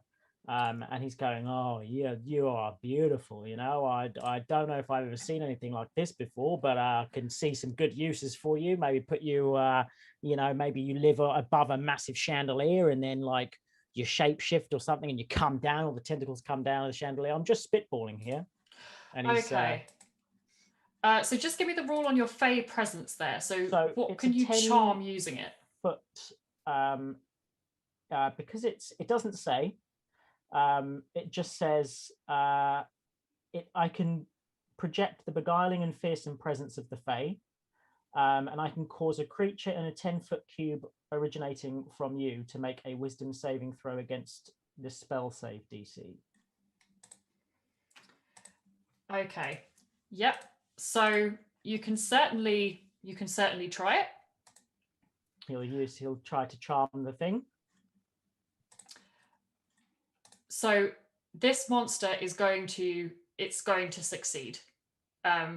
It's going to succeed on that save. Basically, it's not possible to charm this particular monster in that way. And he goes, I knew I liked you. I like you even more. You know, you stand up for yourself. I like that in a monster. And then as a bonus, he wants to show the monster his, I guess, he wants to sort of bring it on side. You know, he likes the thing. So he's going to use his shillelagh. Is that how you pronounce it? I've never used it before. Shillelagh. And he's going to bring out his staff and imbue it. It is imbued with magical energy. Okay. So you can't. He doesn't use it on the. He won't use it, but he just brings out his staff. Sure. No worries at all. So yes, your staff is now magical, and so you're holding that position there, 10 feet away from the monster. I have to. I haven't got any more movement left. Cool. No worries. Excellent. So at this point in time, it is Varoog's go. I would like to make my way up to the fly floor, please. So I'm guessing that's worries. movement plus dash, maybe? Yeah, if you want to get to the wings and then ascend up to the fly floor, then basically, you'll need to use your action as well to also climb the ladder, because you've got 30 feet of climbing to do, even Don't at the forget, point where you hit the wall of rogues the have wings. got bonus action dash. Oh, You can use your bonus action to climb and get Yay! So I still have an action left. perfect. Maze balls. Thank you. So what we can do is we can move you. So if you're happy to be there, and then say you're now 30 feet above that point, because you've actually ascended a ladder, so you're actually now 30 feet up. Yep. But you can see, obviously, the monster in the portal from where you are. What would you like to do with your action? I would like to cast Jim's magic missile into the open maw of the animal, please, or at least I want to. I get 4 missiles, I think, with Sure. at this level. So Go for it. if I can send, oh no, it's 3 darts.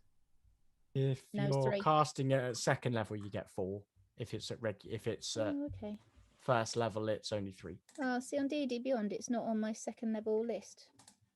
Does that mean I It don't should have be it? At second level? blue. Jim's Okay. magic missile. I don't know. Okay. Well, if that's possible, I'll do that then. If I can cast 2 of the missiles into its mouth, and then I'll send 2 of the missiles, one of them at the gem that has already been damaged, and another one at another one. That makes sense. Is that all right? So do I have to Roll for roll each individual one. Yeah. Pretty good. So if you Do can, you if have you to can for a magic roll- missile? Yeah, Do you for do. Jim's, no, not normal Jim's. ones, but for Jim's magic Oh, missile, I it costs see. you a gold. And to so cast, yeah. if what you can do is make your rolls and then let me know which one is going for which target as you've split them up. Yep. So 1 and 2 will go for the creature, in the middle, and then 3 and 4. 3 will go for that gem, and then 4 will find the gem, probably directly opposite it. But just bear in mind with Jim's, if you roll a 1, it blows up in your face. But I think I've got. Hold on, wait for it. Anything that's to. Would you say that Jim's magic missile is to do with fire?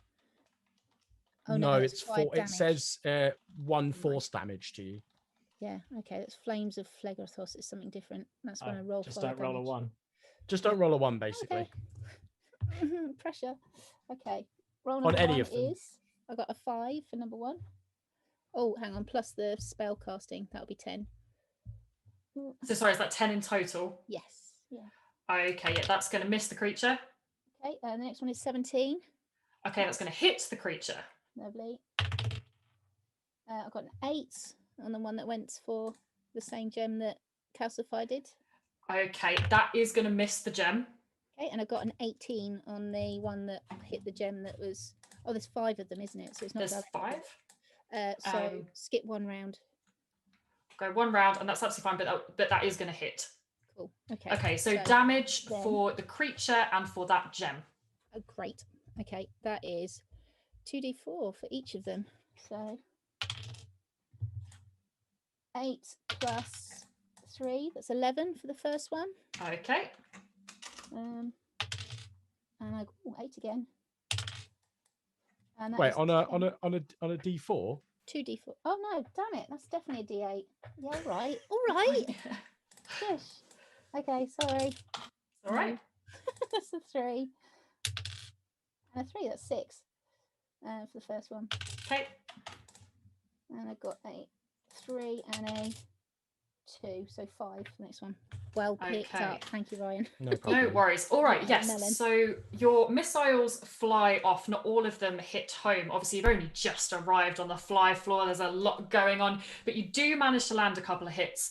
And although it doesn't do a huge amount of damage, you do manage to smack a tentacle with one of the missiles, take a little chunk out of it, and one more of the gems is now also looking slightly cracked and broken. Okay. So at this point, I believe I'm right in saying, is that everything you can do? Yeah. Cool. No Thanks, Dave. worries. It's Helena's turn. What would you like to do?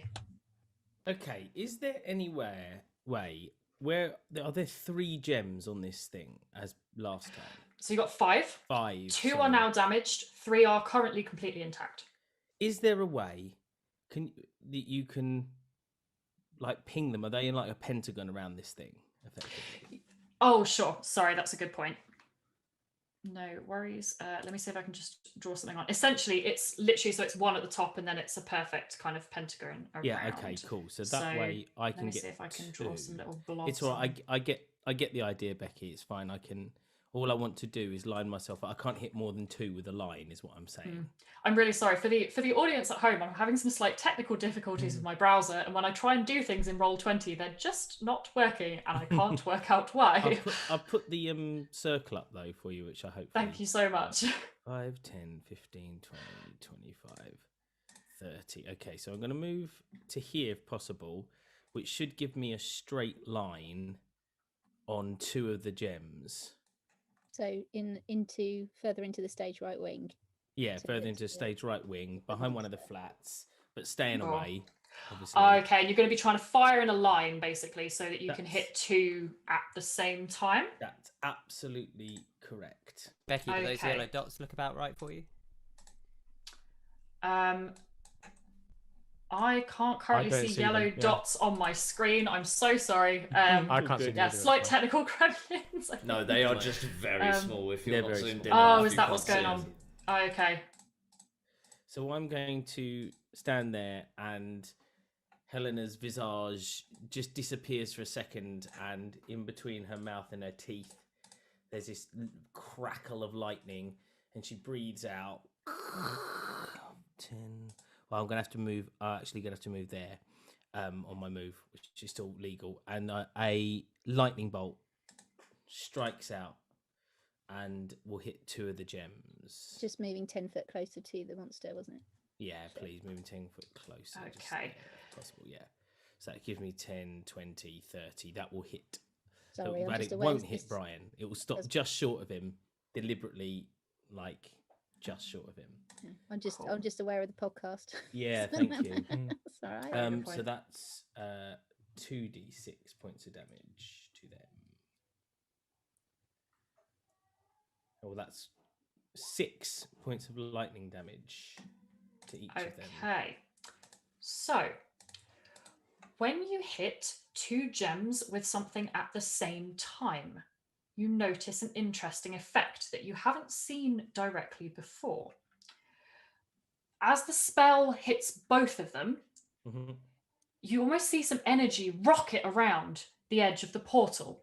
And all the energy, although you get the feeling you've still done your damage, it's actually channeled it into one of your targets. Okay.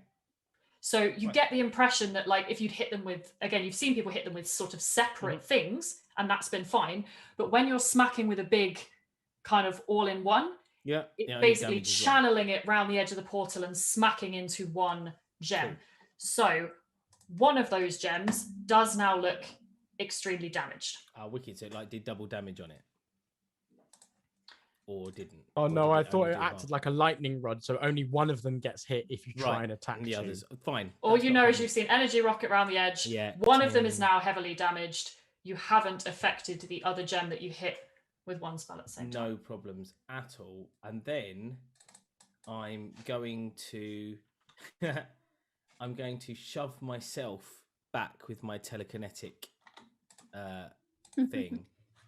Backwards 5 foot. I'm going to willingly fail my save. Can I fall back, be pushed back into this flat so that it spins? Will it spin or fall over? So you're actually trying to move the flat? Yeah, I'm going to try and push myself into that flat at that angle, like that, potentially spinning it round. Yeah, I mean, cover. Oh, I see what you mean. So you're actually trying to maneuver it to become your cover. I mean, really unwieldy because I'm literally throwing my own body weight at it. Sure. If you're trying to actually position it, because I think the thing is there's a difference between kind of hitting something in a haphazard way and trying to position it in a way that's going to be tactically advantageous to you. And at this point in time, obviously, so you've used your action, haven't you, to do your lightning bolt.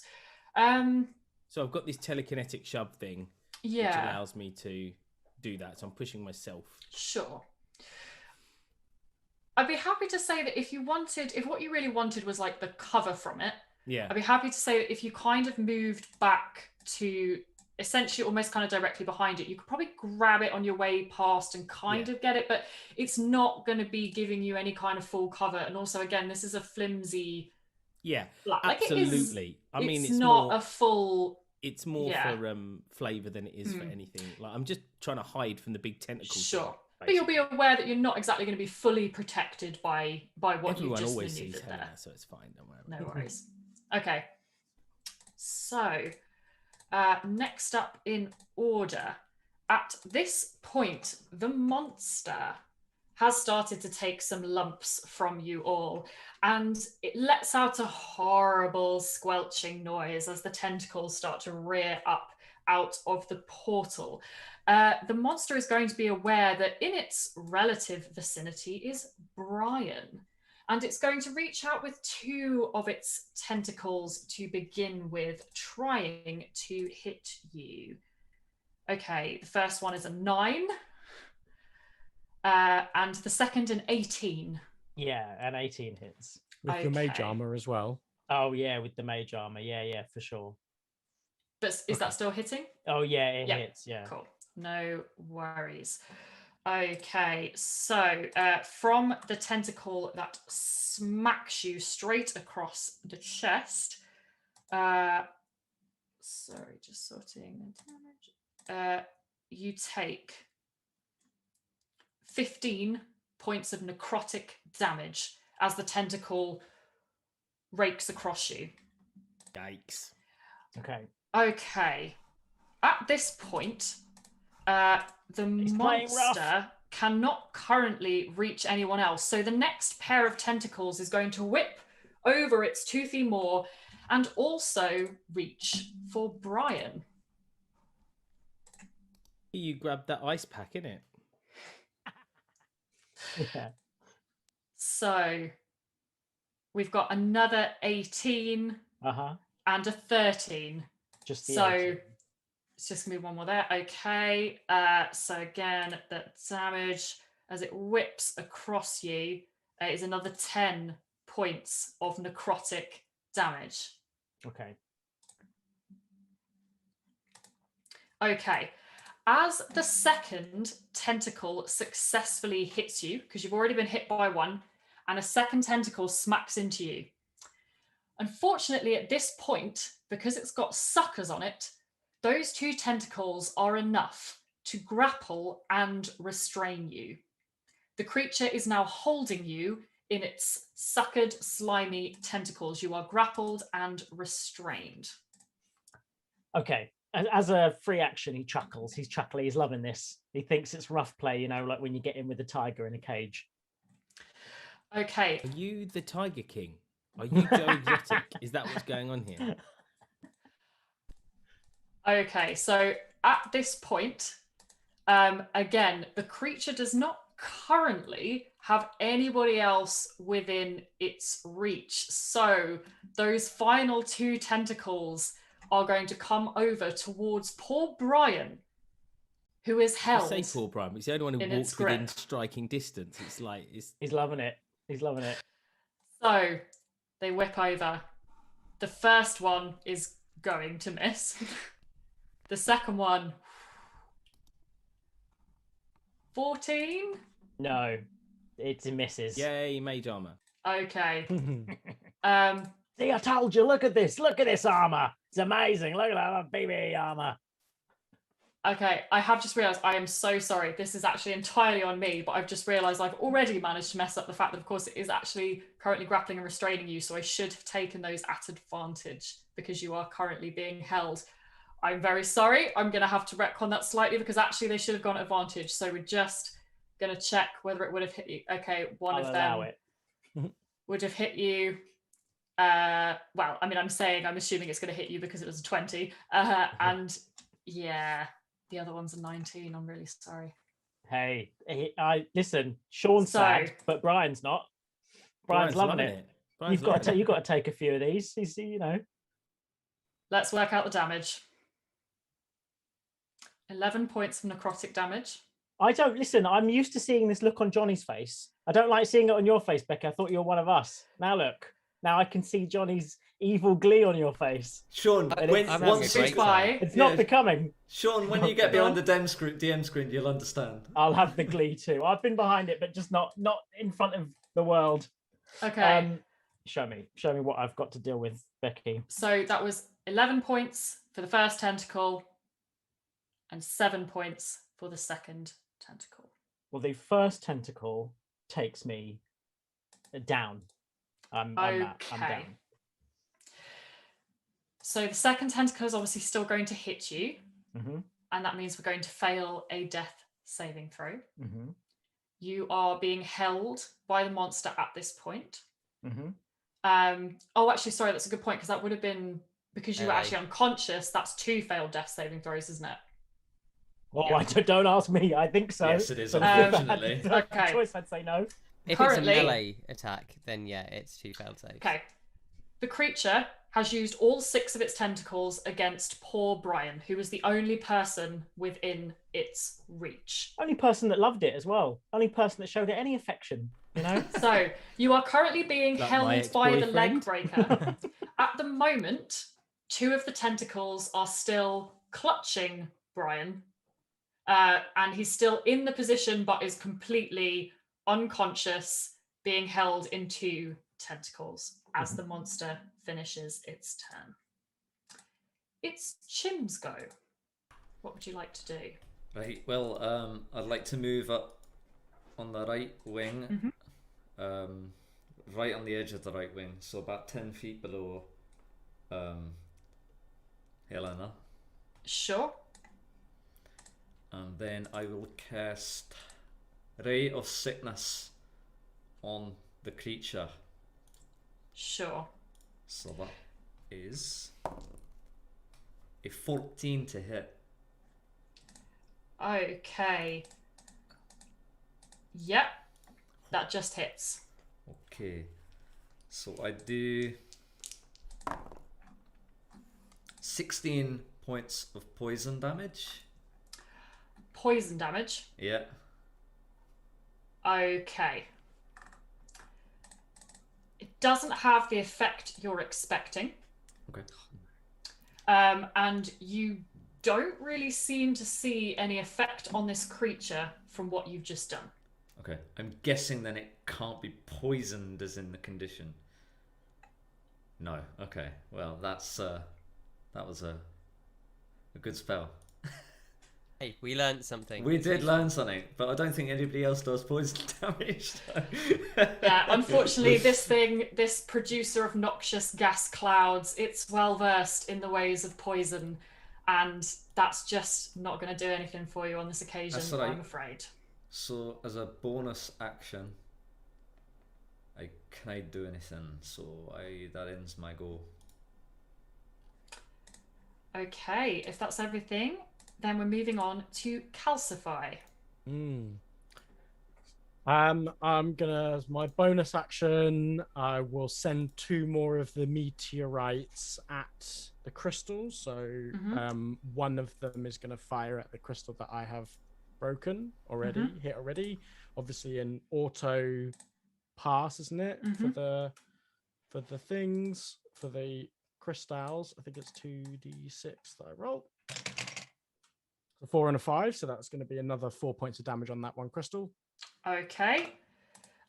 Yeah, it's looking extremely busted. Fine, It and is then- just hanging on. And then the second one goes on and hits it. Yeah, that's going to be an 8, so that's 4 again. Okay. Yeah, so again, like there's a decent amount of damage being done to these crystals. None of them have exploded yet, but they're looking extremely like kind of cracked and fragmented. Yeah, they're not looking too good. All right, then it's the old Jim's magic missile time at second level. So let's go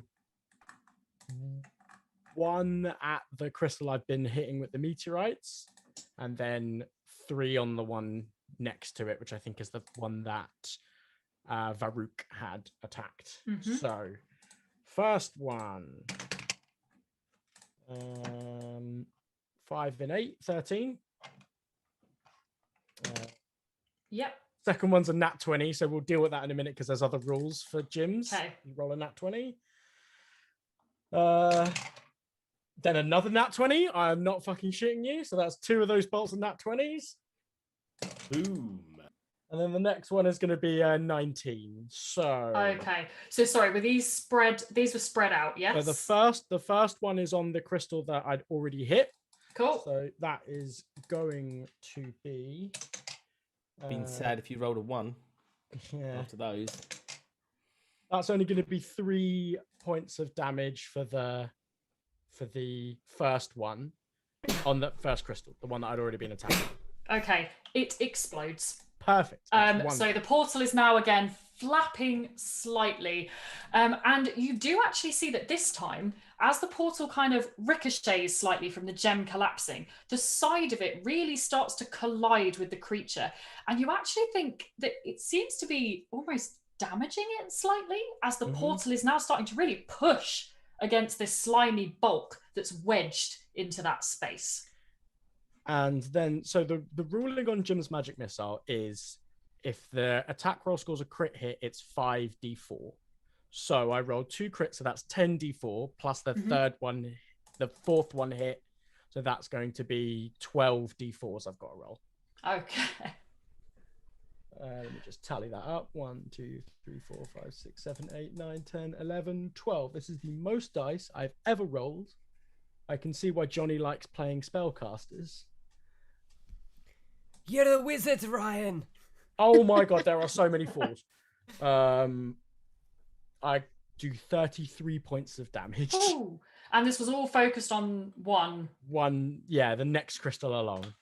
Very nice. Well, as you do say, I mean, it's obliterated this time. I mean, like shards of crystal just, it looks like glitter, to be honest, this time, as it blows up and sort of gently rains back down onto Helena the stage. gets a lady boner over that one. I'm So, impressed with that, Kelsey. I'm impressed. so sure enough, again, now that we've lost 2 of those crystals, you start to see that the portal is beginning to move in slightly against the edge of the creature again, and you sort of see it shift awkwardly as again something's really starting to hit it now and squeeze it in from the side. That's the end of my turn. Thank you that's very everything. much. I will stay exactly where I Okay. am. No worries. So at this point, the creature is going to use one of its legendary actions as it's starting to feel the squeeze. And it's going to use gravity pull. So what's going to happen is everybody who is, now I believe this is within the stage area. So if you are within the stage area, and in this case, Varoog, you will be just clear of the effects of what's happening because you've actually ascended to the fly floor at this point. But everyone else who's currently within the stage area, can you make me a strength saving throw, please? Clarification, I asked that I was backed into the corridor. Am I okay, or am I making the roll? You're standing on the stairs, aren't you? Actually, where you are. So you are on the stairs. You're not within the stage area. So this is going to be affecting, I believe, Helena and Chim, because you are actually where you are within the stage. And Barnabas is also within this area.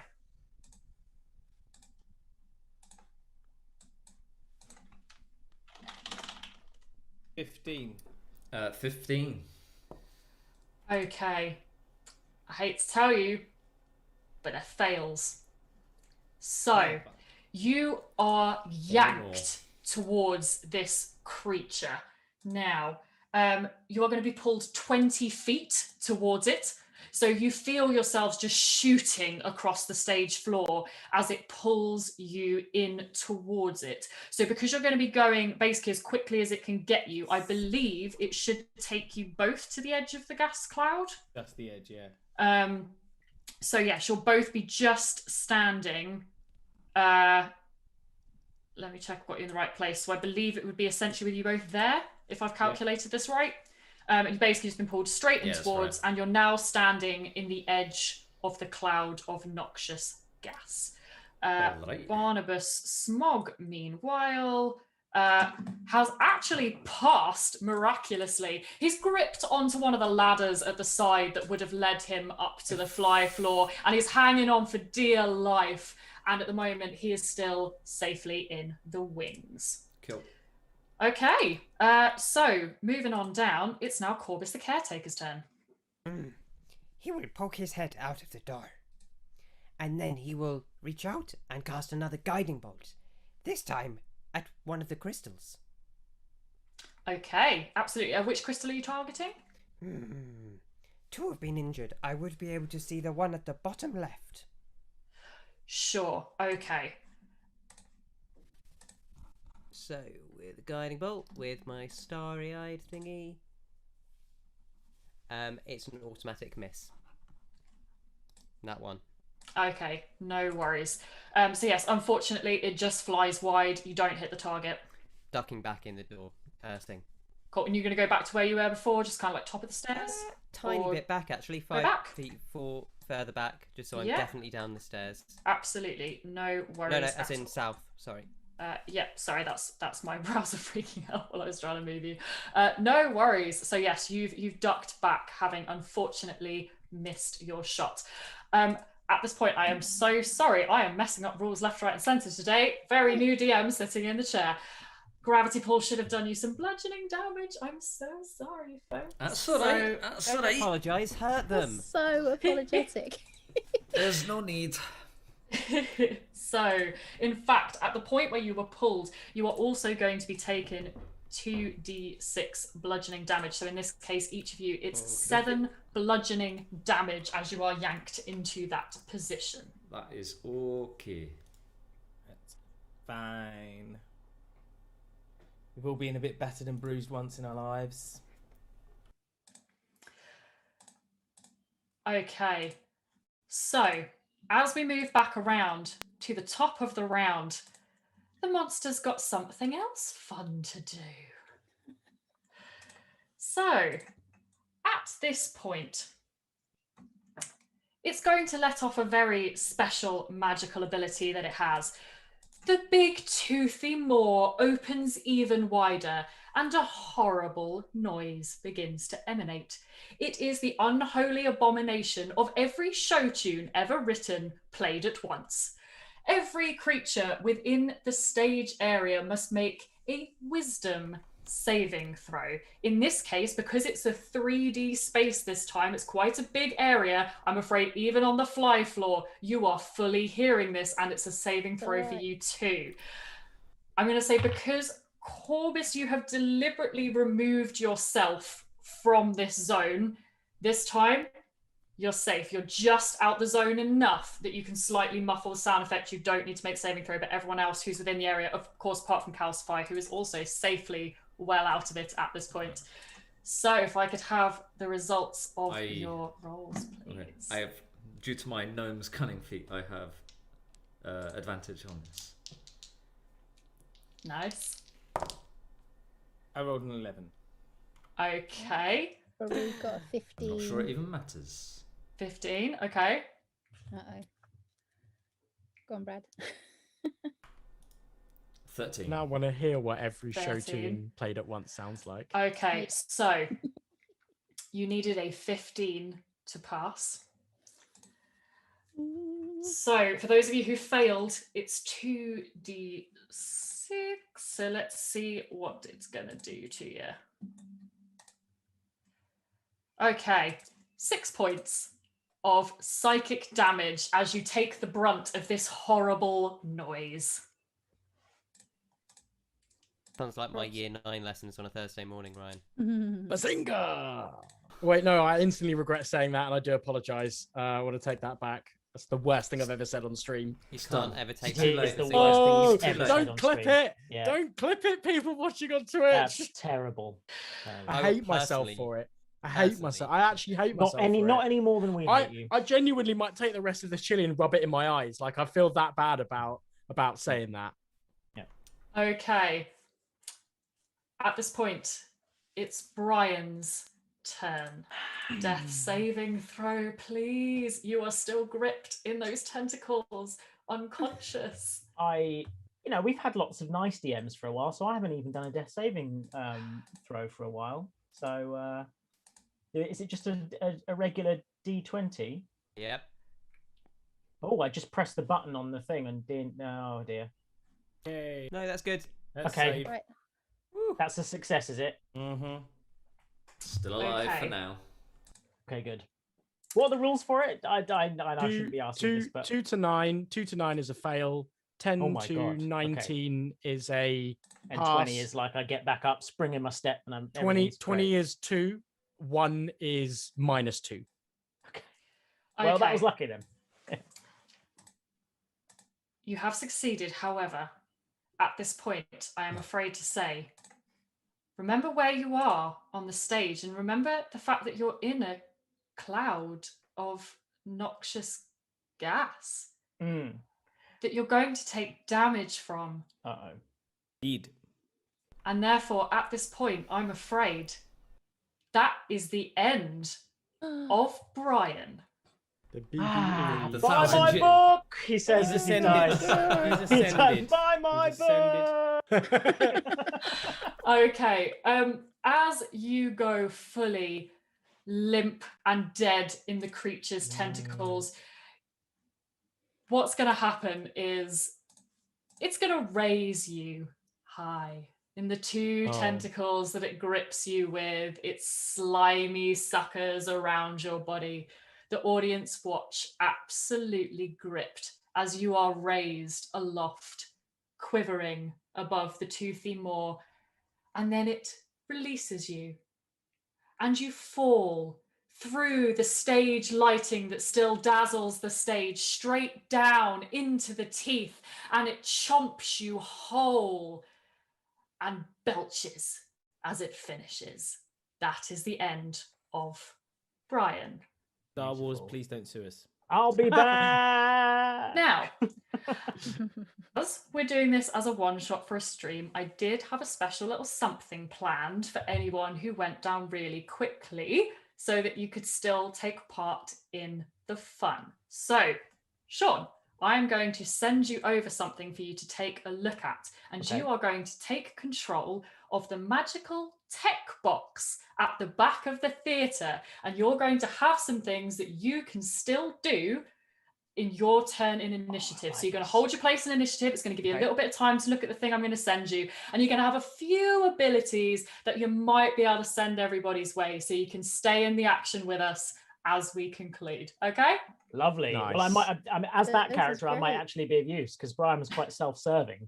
But I imagine that the tech people will actually be there for the team. So yeah, They've this is probably all gone good. off to have a beer by this point. Yeah, union rules. They're out. So When a big I'm monster just grabbing the document to send to Sean Lovely. now so you can have a little read and find out the kinds of things that you can do.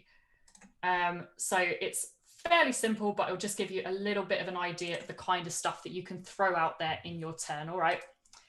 So for now, though, that's you done, the glorious end of Brian, and we move on to Varoog.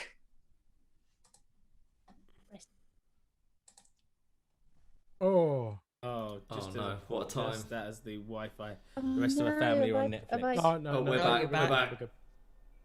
No, Oh. no, I'm back. Am I all right? Yep. Who knows what's going on there? I'm back. Brilliant. Flipping hell. Anyway. So, can I tell if there are any? Because I'm on the fly floor, there would ordinarily be things which are items which are flown, even if they're just empty bars, which might have lighting on them. Can I?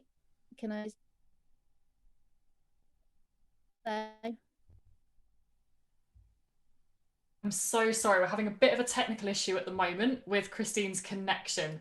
So do you mind just saying that again? Have What I is it gone? that you wanted to do with the lighting bars? Yeah.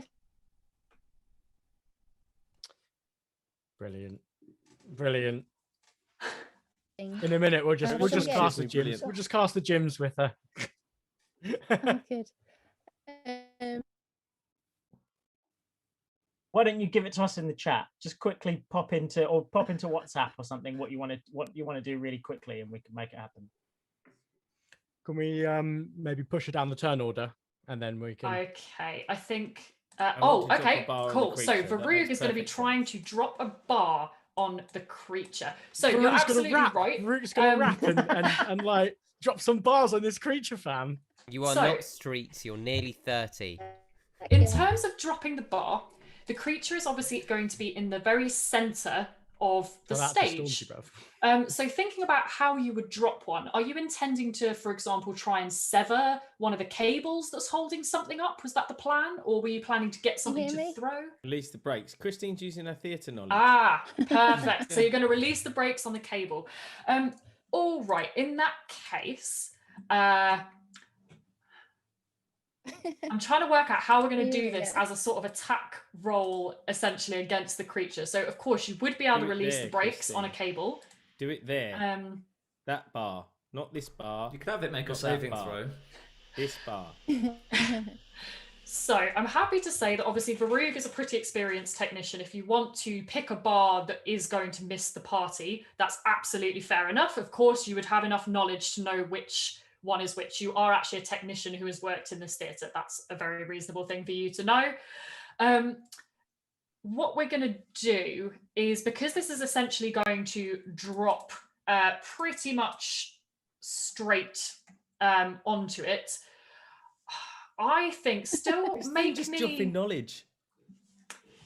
Do you know what? Actually, I don't think you do need to make an attack roll. I think in this case, I'm happy to say that you would be able to do this, but the creature is going to take a save to essentially see if it can pull enough of itself kind of out the way and like take the brunt of the drop. So the creature's going to do a save now against you dropping a fly bar on its head. Let's see how it does.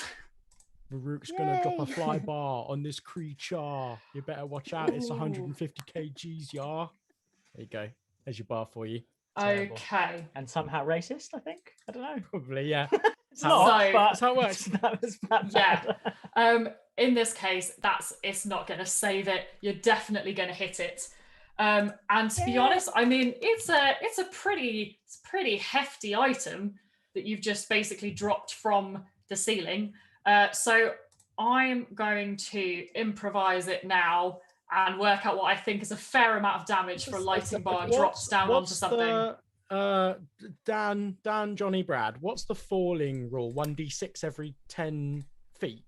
Yes, and it's normally 1d6 for an improvised weapon that's kind of like a bludgeoning fall thing. So if you're being really kind, could be between 4 to 6d6, but it's your call. Yeah, so depending on how high the bar is up, I guess dropping, and then the 1d6 extra. well, because I'm assuming in this case that we're basically dropping it from about 50 feet, because like it's higher up, obviously, in the fly tower than you are exactly where you are. Like this is something that's been hoisted up. So yeah, I'm gonna say that's 66 damage. I think that's reasonable for that dropping down onto the creature from that height. So that has done a substantial amount of damage to the creature. It really has been kind of properly smacked by this bar descending down onto its head, for want of a better word. There isn't really a discernible head going on here, but you know what I mean. Yeah, it looks really pretty damaged from it. Also, just to clarify, now that we've got those bars in play, there aren't that many bars of that size up here. And so if you wanted to drop another one of equivalent size onto the creature that is above it, it would currently hit members of your party, just so we're clear on that in terms of what you're thinking of doing it again. All right?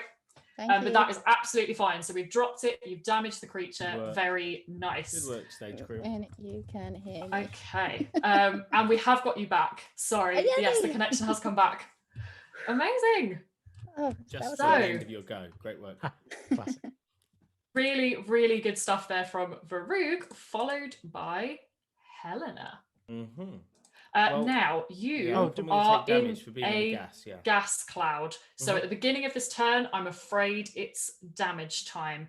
So you can't put the gas cloud there and then say you're afraid that it does damage. If you were afraid that it did damage, you wouldn't put it there in the first place, Becky. Yeah, I'm just trying to take the edge off the fact that, you know, I'm just slowly killing you all in the middle of a show. I mean, right? But it's a good show, though, right? It's a good show. That's the most important thing, yeah. Yeah, are all the crowd just sitting there, like, watching this? So, I mean, they're watching this go down at the Amazing. moment. I mean, like, they're waiting to see what's going to happen. Is the prince sat forward or backward?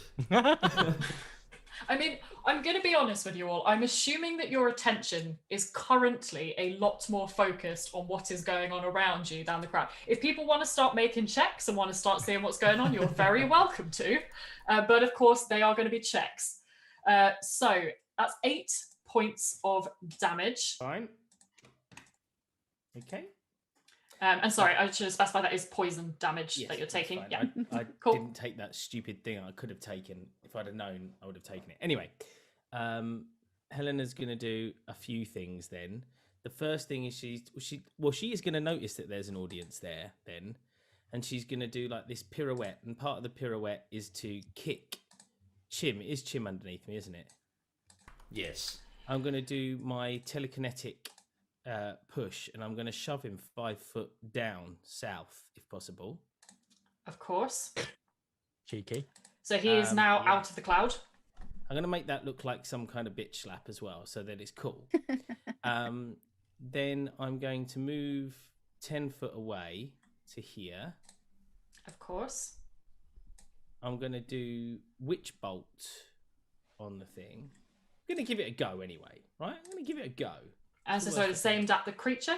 Yes, absolutely. Other people can sort the portal out. Which one's that? So that's 15 to hit. Okay, yeah, it just hits, yeah. Good. So that does... Oh, you mother... 24 points of lightning damage. Ooh. And then I clear another 20 foot the hell away. So I reckon I can get... Where can I get? Yeah, so I'm going to get to those doors, please. Of course. And no I'm going to shut them. worries. I'm going to shut those doors. You're going to shut them? Just off stage right. Okay, so yeah. I'm going to twirl and leap and like do barrel turns as I go and like and lip sync to all the show tunes, mainly the Sondheim ones. I'm going to make sure that I'm actually pulling out While Her Withers Wither as I go around. It looks brilliant. No problem at all. You can absolutely be singing show tunes as you exit. Obviously, bear in mind that when you travel out to that area from where you were, the audience isn't going to see you for most of that journey because, of course, you're in the wings and then disappearing out, going. But they get the trace of the snatch of the song on the air as you vanish behind the doors. No worries. That's a move in action and a bonus. It's me done. So we're into the monster's turn now. And the only person currently close enough for it to reach, because its tentacles do have a fearsome reach, I'm afraid, is Chimini. So once again, these tentacles begin to descend. Let's see what happens with the first couple of tentacles. 14. That misses. I could have actually slapped you out of that, couldn't I? I missed. Sorry, no worries. 19. That hits. Okay. And that's going to be doing you...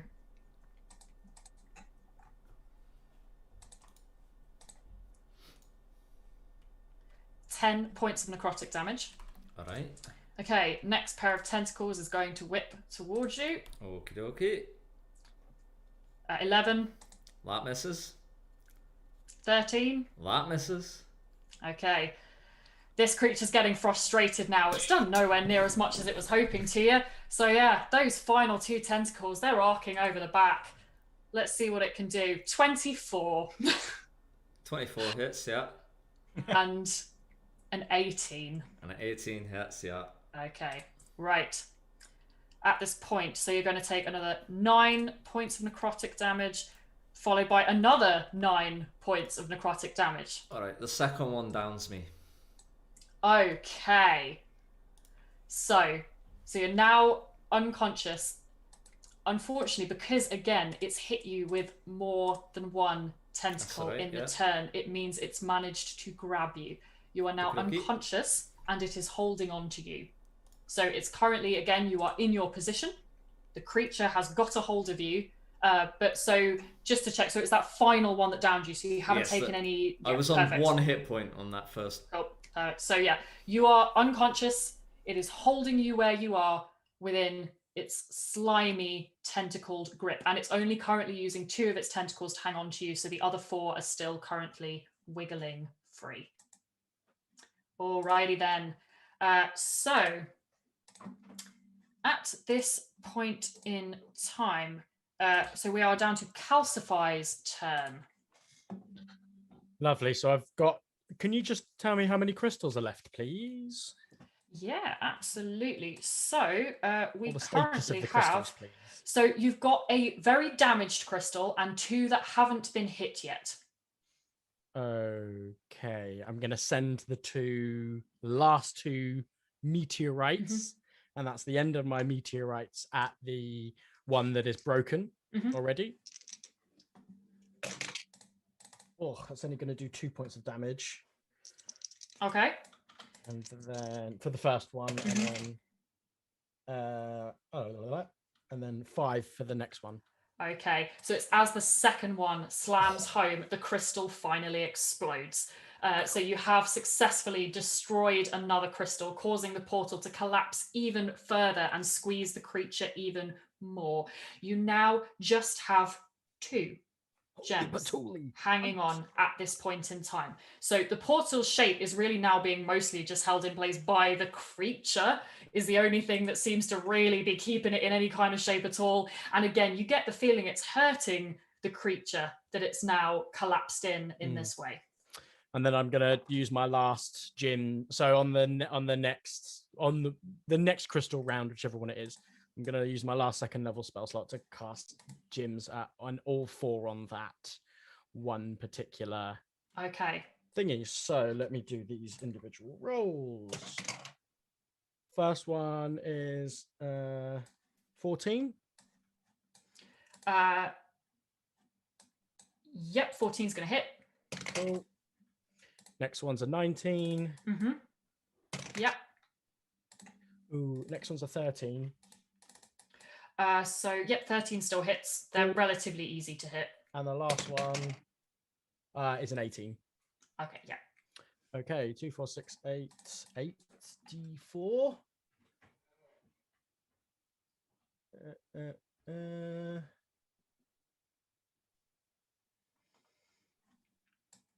29 points of damage. Okay. Once again, a crystal is obliterated. Oh! So, at this point in time, I realised I should have... just banging, mate. So, I'm just banging. I'm going to say, actually, because I should have specified this. So the one that I've got noted down here that's still in play is the one... So if we think about our pentagram, it's the one that's stage right to the north is the one that's still hanging on in there, because that's the one that Calcify would have found hardest to hit because of your line of sight. So that's the one we're going to say is still in play. So you've got one crystal is still hanging on in there. The portal, again, it's squeezing in on the sides of this creature. The creature is still very much there, but currently there's one control gem remaining on this portal. This is revelation to me. This is revelation to me, people, because I was thought the way that Johnny plays spellcasters, I'm always like they're a bit they're a bit bunk, right? I'm like, oh, they're a bit floppy. I'm like, nah, flaccid. That's how I feel like wizards are played. They're a bit flaccid, No, right? don't use You the know, word I like flaccid. those that know me, like I'm a heavy striker, like I'm in big boy damage and all that stuff. Now I'm now changing my opinion on every single the class can do big boy damage. Every single class. I know. I mean, like there was that game where You've Dan got to have that ripped out over experience, 100 don't you, in to one know it. hit. Yeah. Ripped What I over think 100 Ryan in one meant hit. is that he's been lucky enough to be blessed with party members who help support his striking damage and play support Yeah, well, I classes mean, to enable him. yeah. I'm Something like that. sure that's what he meant, and he just said it really rudely. Hey, there's nothing wrong with being a flaccid team member. We all know that you but, like, wanted now- to keep the spellcaster to yourself, Johnny. So you made him look cool, but not too cool, so that Ryan didn't move from barbarian. now I'm changing my genuine Now you know opinion. how we feel, right? You know, when we want to go into I might barbarian just try and territory. build like the most damagey output. Might play like a sorcerer that could just output big boy damage. Well, This it is working. Big boy damage. This is working. Okay, Right, well, that's having gonna be done the- some big boy damage, I'm assuming that's the end of Calcify's that is turn. the end of Calcify. He has no more. Lovely, and it is all the meteorites are gone. He is Mhm. just up at the top there. No worries. All right. Well, at this point, it is Korbis the Caretaker's turn. What would you like to do? Can I see the last crystal? Yeah. So from where you are, because you've actually got. Well, you're tucked behind the door, as far as I understood. I it. can So if come out you, to the yeah. If you come out, then absolutely you would be able to see it as long as you came. I would say, sorry, it's glitching out slightly again. If you came maybe about as close as that, you'd have a really good line on it, because then you wouldn't have any stage flats obscuring your view. You're not in the gas cloud in that position. That is fine. Then I will but yeah, cast you could see it from there. a level 3 guiding bolt. Okay. No worries. So guiding bolts again in this. So in this case, It's an that was attack. a. His Yeah, attack hit it's an attack. 22 to hit. Yeah. 25 points of radiant damage. Okay. So you hit the final control gem, and once again, it's like glitter as it just booms out of existence. At this point, the portal is now trying desperately to drag itself closed against the bulk of this creature. And you hear a kind of unholy scream, like it is seriously hurting this thing as the portal is trying to wrench itself closed. The thing is, this monster is a serious bulk. And at this point, the portal can't actually fully close itself against this eldritch mass that is still spilling forth from it. The creature looks battered and bloodied, but at the moment, it's still hanging out of the shreds of this portal that are trying to pull themselves together and close in the middle of the stage. Well, that is... I will move back into the doorway, and that is my turn. Okay. No worries. So, the creature at this time, as I said, it's really just looking on its last legs. So, what it is going to do before anything else happens is it's going to try and cast Dominate Person. It's going to try... So, you've moved back out of its vision at this point, haven't you? Mm-hmm. So it's going to look up at... Oh, shit. That's the one person we don't want it to dominate. I'm deciding who I'm going to do this for. There's Just two double ups. checking a ups. range on this to make sure I Yeah. haven't misunderstood who I can do this. I believe it's just someone I can see within. Okay, so The brakes in are at this the case, back it is of the going to balcony. be Varoog. I don't know if So- you can see me because the brakes are at the back of the balcony. Okay, whatever you need to do. It's a fair point. Actually, that is a fair point. When we look at the map, no, it is a reasonable point, actually. You've got a flat in between you and the monster, and you are at the back. So, actually, to be fair, I think think that's actually reasonable. I'm not sure at this point whether the creature can actually successfully see anyone within range. So it's going to cast it on Barnabas Smog. Because that is now the person it can see within range. He bloody deserves it. I think he does. He wanted Plus, this. it isn't his theatre anymore, so he's just a trespasser. So. Okay, so Barnabas Smog is going to try and take a saving throw against the monster. Let's see if he can resist Dominate Person. Just like to mention that psionic blast that Helena did earlier actually looked like she'd pushed me into the monster and fled down the hallways as I was then attacked by 6 tentacles. Oh, did I? Oh, did it? Oh. Okay. I'm such a klutz. As the spell goes off, you see a glazed expression cross Barnabas's face. Well, I say you see, I'm not sure any of you can really currently see Barnabas particularly from where you are, but if you were standing in the wings with him, you'd see him just kind of slightly glaze over and look a little bit lost, like he's suddenly not himself. So at this point, the creature can't currently get him to do anything, but it has got him in its grasp, as it were. And that is what it's going to do. So moving on down. So it's now time for us to take the first turn from the desk. Yeah. So let's find out what we'd like to do. So Sean, I hope this has given you a reasonable amount of time to have a little look at the document that I've sent over to you. So you've got a number of things that you can do, basically. Any of them appealing to you? You can basically pick one from the list on this. Yeah. So they're sort of having a conversation in the control room, aren't they? And they're sort of going, okay, yeah. So they've destroyed the portal. Okay, well that was quite expensive. We're really going to have to sort that out. If anything, it was the only thing that was keeping us afloat monetarily, and we're still paying that off. Okay, can we get? What about getting a potion to Chim? Can we just check with the incumbent in-house writer? Is it actually better if he goes down into the portal with the creature? He may sort of. Yeah, okay, it is better. It's better for the audience if he dies. It's a better. Okay, all right. Well, then don't worry about that. I guess. Do you know what, Pyro? How are you guys set up? You're still set up. It's a 15-foot cube, is it? Okay, and you're gonna place it. You can place it sort of so that it tries to push the creature with the pyro through the portal.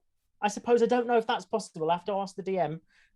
But if we can push it through with the pyro, then maybe we'll go ahead with that. What a finish if this happens. So, the pyrotechnic effect that you can set off is not technically a spell like something like Thunder Wave that kind of shoves, if that makes sense. So you can absolutely drop a pyrotechnic effect on it to damage it, but it will not technically move the creature. Does that make sense? It's totally something you can do. It's absolutely within the realms of the desk, but you can't shove it using that spell. And as experienced technicians, you would know the effects of your pyrotechnic spell in that regard. You would know it's not pushing, if that makes sense. Okay, but yeah, you can still totally drop a pyro on it. Yes, no, I mean, in the last place I was at, it was a much bigger theatre than this. You were able to actually push it using the pyro. But listen, it's okay if we have to slum it with this pyro. I say go for the 15-foot cube. They've destroyed all of the things. So, yeah, I think just take the mass of the monster in a 15-foot cube and let off the pyro. Tell the pyro team now. No worries. So let me just calculate this damage. And just for the audience at home, yeah, the stuff that the desk is doing is obviously a very homebrewed set of spells. This isn't actually something you can technically find on a normal D&D character sheet, but we've tried to basically flavour up a bunch of stuff to basically match with being a technical crew in a theatre in the middle of a battle. So they are dropping a pyrotechnic effect onto this monster. It's a good work. It's good work. It's a 15-foot cube, and any creature must make a dex saving throw.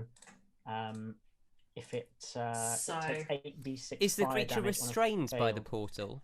save. Actually, that is a very good point because we I are enjoy having you as a player, post-portal Johnny. collapse. Nice lawyering. So if it's restrained, correct me if I'm wrong, but shouldn't it be doing it at disadvantage? No, when auto it's doing- fails. Or is it auto fails? It's restrained. Deck saves. Yeah. Right. In which case, yeah, if it's failed, it's going to take you full damage. So go for it. I believe it's Lovely. 8d6 for this. It's 8d6. Let me just Yes. enjoy Drop getting that up. that pyro. Oh man, I closed my character sheet. Hold on. I'm gonna give put it it to a you. large maroon just because that would be a big one. What sort of give us while I'm getting my thing up to roll the dice? What would the pyrotechnics, because it's a complete thing? What would they look like? Would we know that already? So the idea of this basically is it's the tech box weaponizing the pyros that you have available. So instead of it being a nice tasteful spray that you might use to normally avoid performers, instead they're concentrating them into one 15-foot cube. So it's quite explosive, coming out of a number of jets that have been rigged in and around the stage, which were normally designed not to hurt anyone. They're now basically redirecting that into an area for you in a big explosive bang of damage. Okay. Becky, I hate to be an anti-Johnny here. Sorry, peeps. I think restrained is disadvantage on dexterity. It's not auto fail. Oh no, it's paralyzed is auto fail. Oh, okay. So as I want to Okay. give the creature every chance. Well, to no cooperate, worries, because obviously, so There's an evil DM. Sean still would need to have rolled his 8d6 anyway, because it's just about whether or not we take half damage. So that's not an issue at all. That was nice to see, In which honestly. case, let's check this at disadvantage and see what would have happened there. I don't really want to kill you, Brad. Okay. Mate, Well, in this it's case, fun either way. it's going to be a 9. Yay, failed. So, Hey, good. Well, then that's 37 points of fire damage. Ouch. So sorry, is that 37? Yes. Okay. How you doing, Chim? How are those fires going off in your face? So, at this point in time, the pyrotechnics just explode across this creature. It's a huge boom. The audience are practically blown back in the front row. And as it happens, you hear another unholy scream, which you realise, no worries. You realise it's a death rattle, as the tentacles vibrate frantically and are pulled down within this frantically closing portal. Now, as it descends rapidly through the gap, 2 tentacles are still holding the unconscious form of Chimini. And as the portal closes with a pop, he disappears through the gap into wherever the creature has fallen.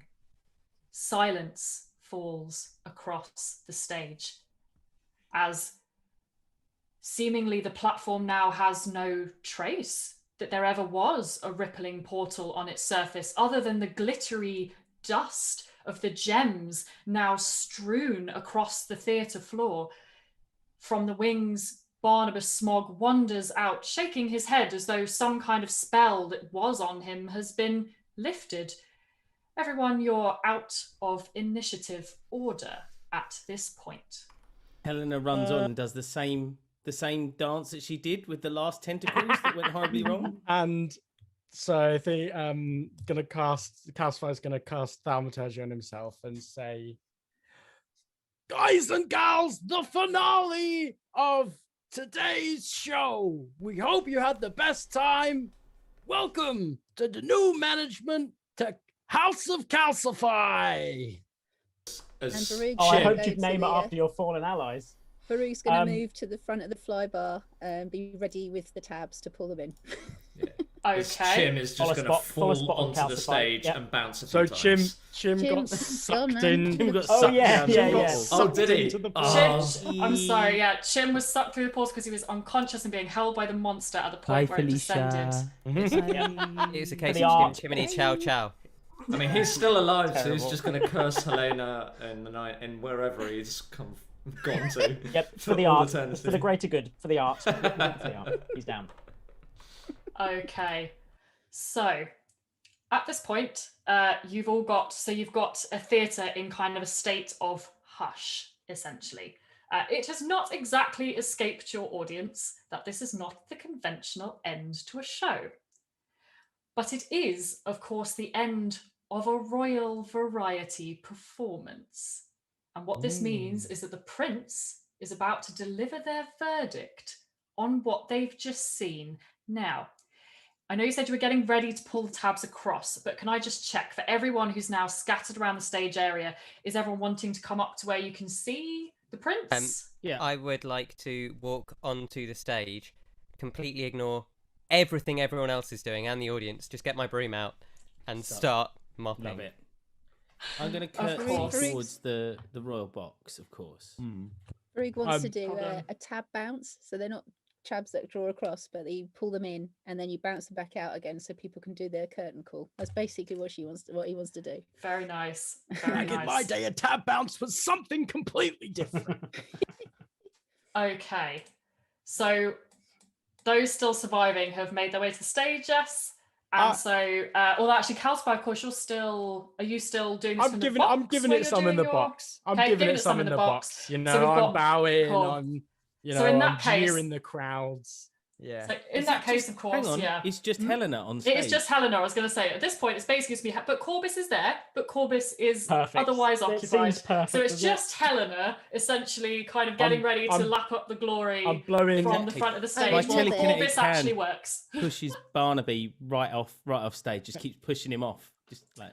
Okay, so at this the point... infamous Mr. Maurice might wander out. Yeah, absolutely. So I think at this point in time, as it's going to be the verdict, the dancers who helped Helena in your act, they are going to start wandering out as well.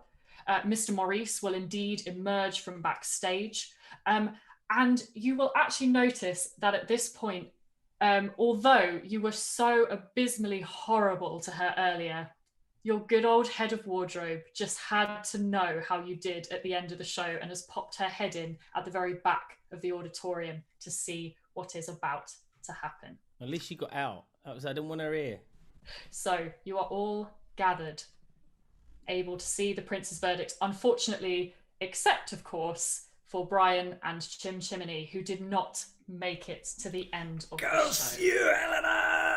Maybe he Darling, gave every his- ex-girlfriend and ex-boyfriend has done that. So the prince stands. Everyone is aware of the rumours of how this part of the show goes down. Some people have seen it before, but of course they've only ever seen a successful one if they've lived to tell the tale. The prince stands in the box, all eyes are on them as they extend one very elegant hand.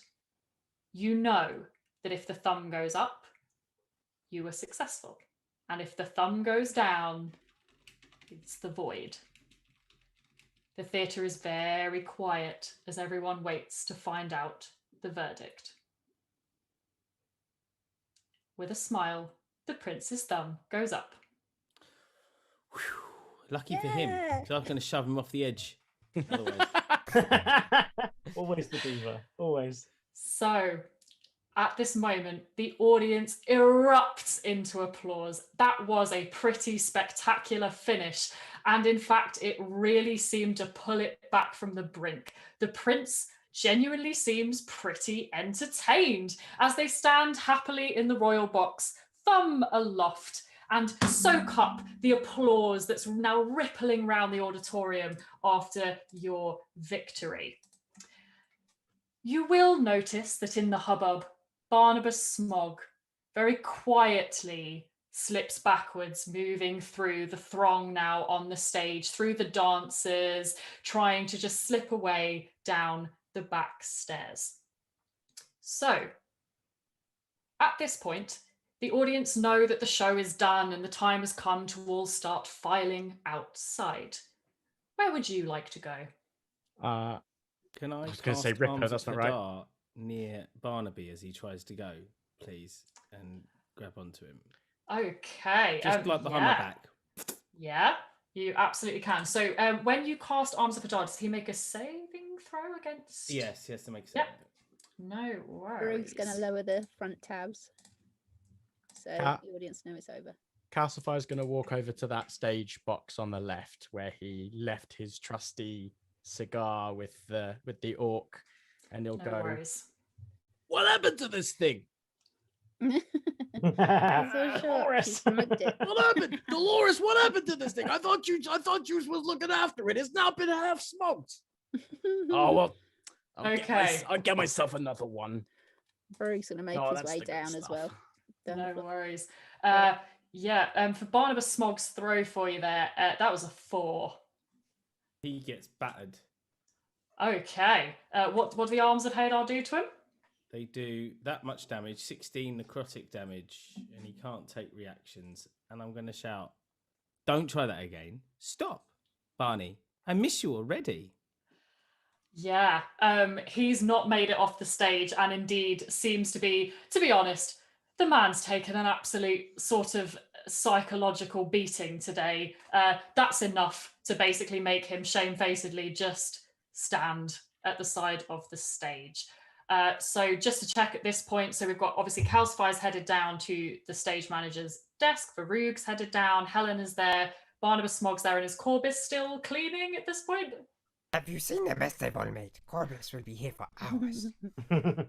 Okay, and at this point, Shakreth appears happily beside you all once again, still resplendent in the dress that they borrowed, and says, "Darlings, really didn't you do their most marvellous job?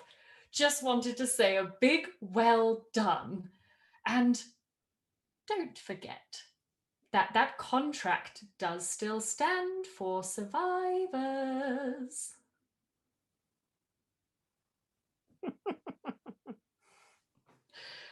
So that does mean that the Smog Theatre has successfully passed its Royal Variety performance and has officially changed hands. So as we reach the end of our adventure, who knows what is going to come next for this theatre on the strip? It has moved one place further up. It's still fairly precarious, but it had a successful performance. It's gone one further up. Maybe it'll do even better next year. Who knows? But the new proprietors now have the choice to take it in any direction they please, do any performances they want. But of course, as that contract stands, at the point of their death, their souls are owned by the 9 hells. So on that rather ominous note, we're going to leave behind this glorious, magical world of the theatre. Well done, everybody. From the numbers that were going on back here, that was a close show, but you did manage it. You got the audience round and you succeeded in your Royal Variety performance. You have saved the theatre. Oh, Becky, that was an amazing job. Well done. Fantastic. Second DM session, that was incredible. Great work. Great work. Okay, so on that note, it's time for us to leave you from this series of special episodes. It's been so much fun. Thank you so much for watching us. It's been really, really lovely to play this with everyone, and just massive thanks to all of you in the cast for being such good sports about playing this adventure with me in my complete lack of experience. It was great. Yeah, it was really good fun. We're going to leave it there, but if you want to stay up to date with the antics of the Blood and Song cast, you can do that with our social media. Ryan, what is it? You can find us on Twitter at Blood Song Party or Blood and Song on Facebook and Instagram. Blood and Song everywhere well to beat that YouTube algorithm. And we have a Reddit, which is /r Blood and Song as well. And if you want this episode and many more into small bite-sized chunks, you can find us wherever you listen to good podcasts. Okay, and on that note, we're going to love you and leave you. Thank you so much for joining us in the Smog Theatre, or whatever it's called now.